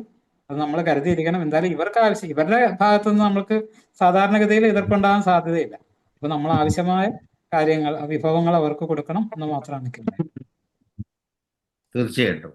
അപ്പോ ഇനി അശോക് കുമാർ ഡോക്ടർ സംസാരിക്കുന്നുണ്ടോ? Please, Ashok Kumar doctor. ആർക്കെങ്കിലും എന്തെങ്കിലും സംസാരിക്കാനുണ്ടെങ്കിൽ, ഏതായാലും നമ്മളിത് വൈൻഡപ്പ് ചെയ്യാൻ പോവാണ്. ഇനി വേറെ ആർക്കും സംസാരിക്കാനില്ലെങ്കിൽ പിന്നെ ഞാൻ ലഘുവായിട്ടൊന്ന് സൂചിപ്പിച്ചു, നമ്മൾ ഇത് ഹോമിയോപ്പതിയുടെ ലാർജർ ഫ്യൂച്ചർ വിഷന് വേണ്ടിയിട്ടാണ് ഇങ്ങനെ ഒരു തീരുമാനമെടുത്ത IUPH എന്നുള്ളത്. പല സാങ്കേതിക ബുദ്ധിമുട്ടുകൾ ഇന്ന് എടുത്ത തീരുമാനത്തിൽ ഉണ്ടാകാം, പക്ഷെ ഇത് larger perspective of future of homoeopathic വേണ്ടിയാണ് ചെയ്തത്. ഹോമിയോപ്പതിയുടെ കമ്പയർ ചെയ്യാൻ ഹോമിയോപ്പതി മാത്രമേ ഉള്ളൂ, അത് നമ്മൾ തിരിച്ചറിയുക. അതുകൊണ്ട് വെല്ലുവിളികളെ തരണം ചെയ്യേണ്ടതുണ്ട്, ചലഞ്ചസിനെ അതിജീവിക്കേണ്ടതുണ്ട്. അപ്പോൾ വരും കാലങ്ങളിൽ ഈ ചലഞ്ചസിനെയും വെല്ലുവിളികളെയൊക്കെ അതിജീവിച്ച് കൂട്ടായിട്ട് ഒരുമയോടെ പ്രവർത്തിക്കാൻ സാധിക്കുമെന്നാണ് IUPHന്റെ ഇതുവരെയുള്ള പ്രവർത്തനങ്ങൾ നമ്മൾ തെളിയിച്ചിട്ടുള്ളത്. ലോകത്തിന്റെ പല ഭാഗങ്ങളിൽ എത്തിച്ചേരാൻ നമുക്ക് സാധിച്ചു, കൊച്ചു കേരളത്തിൽ നിന്ന്. അതോടെ പല രാജ്യങ്ങളിലും ഹോമിയോപ്പതിക്ക് വേണ്ടിയിട്ട് വലിയ ഇൻസ്പിറേഷനും മാറ്റങ്ങളും പുതിയ തുടക്കങ്ങളും കുറിക്കാൻ നമുക്ക് സാധിച്ചിട്ടുണ്ട്. അതുപോലെ തന്നെ കേരളത്തിലും ഇതുപോലെ തന്നെ ഒരു യൂണിവേഴ്സിറ്റി കൊണ്ടുവരുന്നതിനും അതിന് ലോകത്തിന് വെളിച്ചം വേകുന്ന, പ്രകാശമാകുന്ന, നന്മയാകുന്ന വലിയ മാറ്റങ്ങൾ വരുത്താൻ നമുക്ക് സാധിക്കണം. അത് വരും തലമുറയ്ക്ക് വേണ്ടിയിട്ടാണ്. ആ ഒരു വിഷനോടെയാണ് പല ബുദ്ധിമുട്ടുകളെ മനസ്സിലാക്കിയിട്ട് ഇപ്പൊ സുധീർ ഡോക്ടറൊക്കെ ഇപ്പൊ ഹരിഹരൻ സാറ് പറഞ്ഞ പോലെ നേരിട്ട് എൻ്റെ അടുത്ത് സംസാരിച്ചതാണ്. അതൊക്കെ ഉൾക്കൊണ്ടിട്ടാണെങ്കിലും എനിക്ക് ഏറ്റവും അത്ഭുതപ്പെടുത്തിയത് IUPH ഓരോ വ്യക്തിയിൽ ഒരാൾ പോലും വേണ്ട എന്ന അഭിപ്രായം പറഞ്ഞില്ല എന്നുള്ള സത്യമാണ്. അത് ഞാൻ എപ്പോഴും പറയുന്ന ഒരു കാര്യമാണ്. ലോകത്തിലെ പാഷനേറ്റ് ആയിട്ടുള്ള, ക്രീമി ആയിട്ടുള്ള, ഡെഡിക്കേറ്റഡ് ആൻഡ് സിൻസിയർ ആയിട്ടുള്ള ഹോമിയോപ്പതി ഡോക്ടേഴ്സ് അടിഞ്ഞുകൂടിയിരിക്കുന്നത് IUPH-ലാണ്. അതായിരിക്കാം അങ്ങനെ ഒരു യൂണിഫൈഡ് മൈൻഡ് IUPH-ൽ വന്നിരിക്കുന്ന ഓരോ വ്യക്തിക്കും. ഒരു വ്യക്തി പോലും എതിർപ്പില്ലാതെ യുനാനിമസ് ആയിട്ട് നമുക്കിത് വേണമെന്ന് പറയാൻ നമുക്ക് സാധിച്ചത് നമ്മുടെ ആ യുനാനിമിറ്റി, ആ ഒരു ഡെഡിക്കേഷൻ ആൻഡ് സിൻസിയറിറ്റി കൊണ്ടാണ്. അത് മറ്റു പലർക്കും കാണിക്കുന്നില്ല എന്നുള്ളത് ഇച്ചിരി സങ്കടകരമായ വസ്തുതയാണ്. അതിനേക്കാൾ ഉപരി ഒരു കോമൺ ഡിസ്കഷന് പോലും തയ്യാറാകാതെ അവർ യുനാനിമസ് ആയിട്ട് അവരുടെ അഭിപ്രായം അങ്ങോട്ട് ഓപ്പൺ ആക്കി കഴിഞ്ഞു എന്നുള്ളതും സങ്കടകരമായ അവസ്ഥയായിരുന്നു. ചർച്ചയ്ക്ക് ശേഷം വേണമായിരുന്നു എന്ന് ഞാൻ വീണ്ടും പറയുകയാണ്. ഏതായാലും കഴിഞ്ഞത് കഴിഞ്ഞു. വീണ്ടും നമ്മൾക്ക് പറ്റുന്ന രീതിയിൽ എല്ലാ ഏകോപനത്തിനും ശ്രമിക്കുന്നതാണ്. ഡോക്ടർ വിജയൻ അതിനോട് എന്തെങ്കിലും ഇനിഷ്യേറ്റീവ് എടുത്താൽ IUPH-ന്റെ പൂർണ്ണ സഹകരണം അതിന് വാഗ്ദാനം ചെയ്യുന്നു. ഞാനിപ്പോൾ ഫിലിപ്പീൻസ് നിന്നാണ് സംസാരിക്കുന്നത്. എന്തെങ്കിലും കാര്യത്തിന് കേരളത്തിൽ വരണമെന്നുണ്ടെങ്കിൽ തീർച്ചയായിട്ടും ഈ ഒരു കാര്യത്തിന് വേണ്ടി വരാൻ സമ്മതമാണെന്ന് അറിയിക്കുന്നു. മറ്റാരും ധനേഷ് ഡോക്ടർ കൈ ഉയർത്തി കഴിഞ്ഞാൽ അടുത്തതായിട്ട് നന്ദി പ്രകാശനത്തിന് ശൈല ഡോക്ടർ ക്ഷണിക്കുന്നത്. ധനേഷ് ഡോക്ടർ ഒരു പോയിന്റ് ആഡ് ചെയ്യാനായിരുന്നു. കാരണം നമ്മുടെ വിയോജിപ്പ് പറഞ്ഞ് സംഘടനകൾ പുനർചിന്തനം തുടങ്ങി. ഇതിന്റെ ഭാഗമായിട്ട് അവർ നമ്മളെ വീണ്ടും കോണ്ടാക്ട് ചെയ്തു.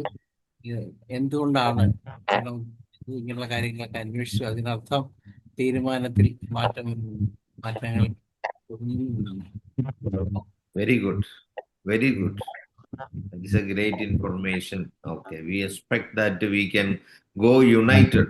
അതാണ് നമ്മുടെ യൂണിറ്റിയാണ് ഇവിടെ വേണ്ട. ആ യൂണിറ്റി ഉണ്ടായി കഴിഞ്ഞാൽ തന്നെ ഏത് പ്രതിസന്ധിയും നമുക്ക് അതിജീവിക്കാൻ പറ്റും. അപ്പോൾ ഹോമിയോപ്പതിയുടെ ഫ്യൂച്ചറിസ്റ്റിക് ആയിട്ടുള്ള നന്മയ്ക്ക് വേണ്ടിയിട്ട് നമ്മൾ എല്ലാ പ്രതിസന്ധികളും അതിജീവിക്കാൻ ഒന്നിച്ച് കൈകോർക്കാമെന്ന് ഇത് എന്തെങ്കിലും എവിടെയെങ്കിലും വെച്ച് ശ്രമിക്കാൻ സാധ്യതയുള്ള എല്ലാ ഹോമിയോപ്പതി സംഘടനയിൽപ്പെട്ട കേരളത്തിലും അതിന് വെളിയിലുമുള്ള എല്ലാവരെയും ആഹ്വാനം ചെയ്തുകൊണ്ട് നന്ദി പ്രകാശനത്തിന് ഡോക്ടർ ശൈല ഡോക്ടർ ക്ഷണിക്കുന്നു. Thank you doctor Shaji Kudiyat. എല്ലാവർക്കും നമസ്കാരം. ഇന്ന് IFPH-ന്റെ ഇടതടവില്ലാതെ തുടർന്നു വരുന്ന മലയാളം വെബിനാറിന്റെ 2173 ദിവസം ആണ്. ഇന്നത്തെ ഈ വെബിനാറിൽ നമുക്ക് വളരെ പ്രധാനപ്പെട്ട ഒരു ചർച്ചയാണ് നടന്നുകൊണ്ടിരിക്കുന്നത്. ആയുഷ് സർവകലാശാല വരുന്നതിന്റെ നിർദ്ദേശവുമായി ബന്ധപ്പെട്ട ചർച്ചയാണ് ഇവിടെ നടന്നുകൊണ്ടിരിക്കുന്നത്. വളരെ ഗംഭീരമായ ചർച്ചയാണ് ഇന്നിപ്പോ ഇവിടെ നടന്നത്. അതിനെക്കുറിച്ച് എന്റെ ഒരു അഭിപ്രായം കൂടെ ഞാൻ പറയട്ടെ. ആയുഷ് സർവകലാശാല വരുന്നത് നമ്മൾ IFPH-ന്റെ മീറ്റിംഗ് തന്നെ കൂടി. അത് സ്വാഗതാർഹമാണെന്ന് തന്നെ ആയിരുന്നു IFPH-ന്റെ തീരുമാനം. അതിന്റെ ഒരു കാരണം, ആദ്യം ആയുഷ് സർവകലാശാല വന്നാല് അതിനകത്ത് ഓരോ ഇൻഡിവിജ്വൽ സിസ്റ്റത്തിനും നമുക്ക് അർഹിക്കുന്ന പ്രാധാന്യം കിട്ടണമെങ്കിൽ അങ്ങനെ പ്രത്യേക ഒരു സർവകലാശാല വന്നാൽ നമുക്ക് നമ്മുടെ പരാതികളും വിഷമങ്ങളും ഡിപ്പാർട്ട്മെന്റ് തലത്തിലുള്ള പ്രശ്നങ്ങളും കോളേജ് വിഭാഗത്തിലുള്ള പ്രശ്നങ്ങളും എല്ലാം കേൾക്കാനും അതിനെക്കുറിച്ച് പരിഹാരങ്ങൾ കണ്ടുപിടിക്കാനും വളരെ എളുപ്പം ഇങ്ങനെ ഒരു പ്രത്യേക സർവകലാശാല വരുമ്പോഴാണ് എന്നാണ് എനിക്ക് തോന്നുന്നത്. അതാണ് IFPH-ന്റെയും അഭിപ്രായമായിട്ടൊന്ന് വന്നത്. കൂടാതെ ഒരു ആയുഷ് സർവകലാശാല വന്നാലല്ലേ ഹോമിയോപ്പതി യൂണിവേഴ്സിറ്റിയെ കുറിച്ച് ചിന്തിക്കാൻ പറ്റും. അല്ലാതെ ഇപ്പൊ നമുക്ക് ആദ്യമായിട്ട് ഹോമിയോപ്പതി യൂണിവേഴ്സിറ്റി എന്ന് പറഞ്ഞ് നമുക്ക് പോകാൻ പറ്റില്ല. ആയുഷ് സർവകലാശാല വന്നാൽ ഹോമിയോപ്പതി സർവകലാശാലയ്ക്കും സാധ്യതയുണ്ട്. നമുക്ക് അതിനുവേണ്ടി പ്രവർത്തിക്കാം. ഹോമിയോപ്പതിക്ക് ഒരുപാട് കാര്യങ്ങൾ ചെയ്യാൻ പറ്റുക പ്രത്യേക ഒരു സർവകലാശാല വരുമ്പോഴാണ്. അതുകൊണ്ടാണ് അതാണ് എൻ്റെ അഭിപ്രായവും അതിനോട് യോജിപ്പുള്ളത്.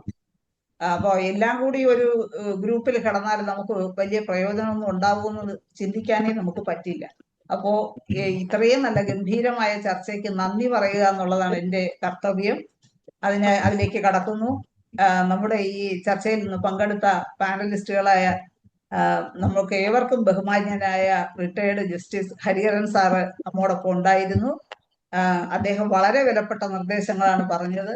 സാറ് ഹരിയാനയിലും രാജസ്ഥാനിലും എല്ലാം ഹോമിയോപ്പതി യൂണിവേഴ്സിറ്റി തന്നെ വന്നിട്ടുണ്ട്. കൂടാതെ എത്രയും പെട്ടെന്ന് തന്നെ ഒരു കമ്മിറ്റി രൂപീകരിച്ച് ഇതിന് വേണ്ടുന്ന നിർദ്ദേശങ്ങൾ കൊടുക്കണമെന്ന് സാറ് പറഞ്ഞു. കൂടാതെ നമ്മുടെ MP മാരെയും MLA മാരെയും ഒക്കെ സമീപിച്ച് നമുക്ക് വേണ്ടുന്ന കാര്യങ്ങൾ നേടിയെടുക്കാൻ ശ്രമിക്കണമെന്നും സാറ് സൂചിപ്പിച്ചു. ഈ മുഴുവൻ സമയവും നമ്മളോടൊപ്പം സാറ് ചെലവഴിച്ചു ഈ പ്രായത്തിലും. അപ്പോൾ സാറിനോടുള്ള ഹൃദയംഗമമായ നന്ദി IFPHന് വേണ്ടി രേഖപ്പെടുത്തുന്നു. നമസ്കാരം. സാറിന് നന്ദി. അതുപോലെ തന്നെ അടുത്തതായി നമ്മോടൊപ്പം പാനലിസ്റ്റായി എത്തിയ ഡോക്ടർ സാബു തോമസ് സാറ്, മുൻ വൈസ് ചാൻസലർ മഹാത്മാഗാന്ധി യൂണിവേഴ്സിറ്റി. അദ്ദേഹം ലോക പ്രശസ്ത നാനോ ടെക്നോളജി സയന്റിസ്റ്റ് കൂടിയാണ്. അദ്ദേഹവും ഒരുപാട് ഹൈപ്പർ കമ്മിറ്റി രൂപീകരിക്കണമെന്നും ട്രെയിനിങ്ങും മൾട്ടി സ്പെഷ്യാലിറ്റി ഹോസ്പിറ്റൽ ഉൾപ്പെടെയുള്ള തുടങ്ങുന്നതിനും അതുപോലെ വിദേശത്ത് നിന്ന് വന്ന ആൾക്കാർ ഡോക്ടർമാർക്ക് ഹോമിയോപ്പതി പഠിക്കുവാനും ഉപരിപഠനം നടത്തുവാനും ഒക്കെ ഉള്ള സൗകര്യം സർവകലാശാലയിലൂടെ നേടിയെടുക്കാനുള്ള നിർദ്ദേശവും കൊടുക്കണമെന്ന് സാർ പറഞ്ഞു. സാറിനും IFPHന്റെ പേരിലുള്ള പ്രത്യേക നന്ദി അറിയിക്കുന്നു. അതുപോലെ ഡോക്ടർ TK വിജയൻ സാറ്, അദ്ദേഹം government college principal and controlling officer കൂടിയാണ്. അദ്ദേഹമാണ് നമ്മുടെ ഈ കമ്മിറ്റിയിലുള്ളത്. അപ്പോൾ സാറും ഈ ഇന്നിവിടെ ഉണ്ടായിരുന്ന നിർദ്ദേശങ്ങളെല്ലാം കേട്ടു. അപ്പൊ അനുഭവമായ തീരുമാനം എടുക്കാം എന്നാണ് സാർ പറഞ്ഞത്. ഇനിയും കമ്മിറ്റികൾ കൂടേണ്ടി വരും. അതുപോലെ എല്ലാ സംഘടനയും ഉൾപ്പെടുത്തി ഒരു മീറ്റിംഗ് വിളിക്കാമെന്നും നമുക്ക് വേണ്ടി എല്ലാവരെയും ഉൾപ്പെടുത്തി മീറ്റിംഗ് വിളിക്കാമെന്നും സാറ് സംസാരിച്ചു. എന്തായാലും സാറിന് IFPHന്റെ പേരിലുള്ള നന്ദി അറിയിക്കുന്നു. അതുപോലെ ഡോക്ടർ ജനാർദ്ദൻ നായർ സാറ്, അദ്ദേഹം മുൻ medical assessment and rating board president NCH government of India. സാറും ഒരുപാട് നിർദ്ദേശങ്ങൾ സാറും നമുക്ക് വേണ്ടി തന്നു. നല്ല കോളേജുകൾ ഉണ്ടാകുവാനും ഗവൺമെന്റ് വിഭാഗത്തിനും കോളേജിയേറ്റ് വിഭാഗത്തിനും എല്ലാം കൂട്ടായി കൊണ്ടുപോകണം. അതിനെല്ലാം സർവകലാശാല വരുന്നതിൽ നിന്ന് നമുക്ക് ഗുണമുണ്ടാകും, അതിനുള്ള നിർദ്ദേശങ്ങൾ കൊടുക്കണമെന്നും എല്ലാം സാറും നമുക്ക് ഇവിടെ നിർദ്ദേശങ്ങൾ പങ്കുവച്ചു. സാറും മുഴുവൻ സമയവും നമ്മളോടൊപ്പം ഉണ്ടായിരുന്നു. ജനാർദ്ദനൻ നായർ സാറിന് IFPHന്റെ പേരിലുള്ള നന്ദി അറിയിക്കുകയാണ്. കൂടാതെ ചർച്ചയിൽ പങ്കെടുത്ത ജോസ് ഐസക് സാറ്, അതുപോലെ ഡോക്ടർ ധനേഷ്, നമ്മുടെ ഹോമിയോപ്പതി സ്നേഹിയും നമുക്ക് വേണ്ട നിർദ്ദേശങ്ങളെല്ലാം തരുന്ന ശ്രീ പരീത് ബാവ ഖാൻ സാറ്, അതുപോലെ ഡോക്ടർ ഹിയ, ഡോക്ടർ ദേവൻ, എല്ലാവർക്കും ഈ ചർച്ചയിൽ പങ്കെടുത്ത്, അതുപോലെ ഡോക്ടർ ഷഫീഖ്, ഡോക്ടർ എബ്രഹാം വൈദ്യ എന്നിവർക്കും IFPHന്റെ പേരിലുള്ള ഹൃദയംഗമമായ നന്ദി അറിയിക്കുന്നു. കൂടാതെ ഇന്ന് ഈ പ്രോഗ്രാം മോഡറേറ്റ് ചെയ്തുകൊണ്ടിരിക്കുന്ന IFPHന്റെ വൈസ് പ്രസിഡന്റ് കൂടിയായ ഡോക്ടർ ഷാജി കുടിയാട്ട് ഡോക്ടർക്കും പ്രത്യേകം നന്ദി അറിയിക്കുകയാണ്. അതുപോലെ ഇന്ന് ഈ ചർച്ചയിൽ പങ്കെടുക്കുകയും ഇതെല്ലാം സശ്രദ്ധം കേൾക്കുകയും ചെയ്ത ഹോമിയോപ്പതി ഡോക്ടർമാര്, ഹോമിയോപ്പതി സ്നേഹികൾ, അതുപോലെ നമ്മുടെ സ്റ്റുഡൻസ്, ഇവരെല്ലാം ഇന്ന് ഉണ്ടായിരുന്നു. ഇവർക്കെല്ലാം IFPHന്റെ പേരുള്ള നന്ദി അറിയിക്കുന്നു. കൂടാതെ ഇന്ന് ഈ പ്രോഗ്രാമിന് സ്വാഗതം ആശംസിച്ച ഡോക്ടർ മനോജ് ഡോക്ടർക്കും IFPHന്റെ പ്രത്യേക നന്ദി അറിയിക്കുന്നു. നമസ്കാരം. അപ്പോൾ വളരെ നല്ല രീതിയിൽ നമുക്ക് ചർച്ച നടത്തി സാധിച്ചു. ഇതിന്റെ പ്രയോജനം വരും കാലങ്ങളിൽ നമുക്കുണ്ടാകും. വീണ്ടും ഇത് കോർഡിനേറ്റ് ചെയ്ത് മുന്നോട്ട് കൊണ്ടുപോകുന്നതാണ്. ഈ ഒരു വിഷയവുമായിട്ട് ഇതിനൊരു ഒരു ഭംഗിയായൊരു പരിസമാപ്തി അല്ലെങ്കിൽ ഇതിന്റെ ഒരു വിജയം കാണുന്നത് വരെ ഡോക്ടർ TK വിജയൻ സാറിനും അദ്ദേഹം മുന്നേ ഇതുമായിട്ട് ബന്ധപ്പെട്ട എല്ലാവർക്കും IFPHന്റെയും ഇവിടെ IFPH എന്ന് കൂട്ടണ്ട, നമ്മുടെ ഇതുമായിട്ട് ബന്ധപ്പെടാൻ സാധിക്കുന്ന സഹകരിക്കുന്ന എല്ലാവരെയും കൂട്ടിയോജിപ്പിച്ചുകൊണ്ട് ഇതുമായിട്ട് ബന്ധപ്പെട്ട് പ്രവർത്തിക്കുന്ന എല്ലാവർക്കും എല്ലാവിധ സഹായവും നൽകാൻ IFPHും ടീമും എന്നും നമ്മളെല്ലാം ഉണ്ടാകും എന്ന് ഉറക്കെ പ്രഖ്യാപിച്ചുകൊണ്ട് ഈ ഒരു ചർച്ച ഇവിടെ അവസാനിപ്പിക്കുന്നു. നന്ദി, നമസ്കാരം.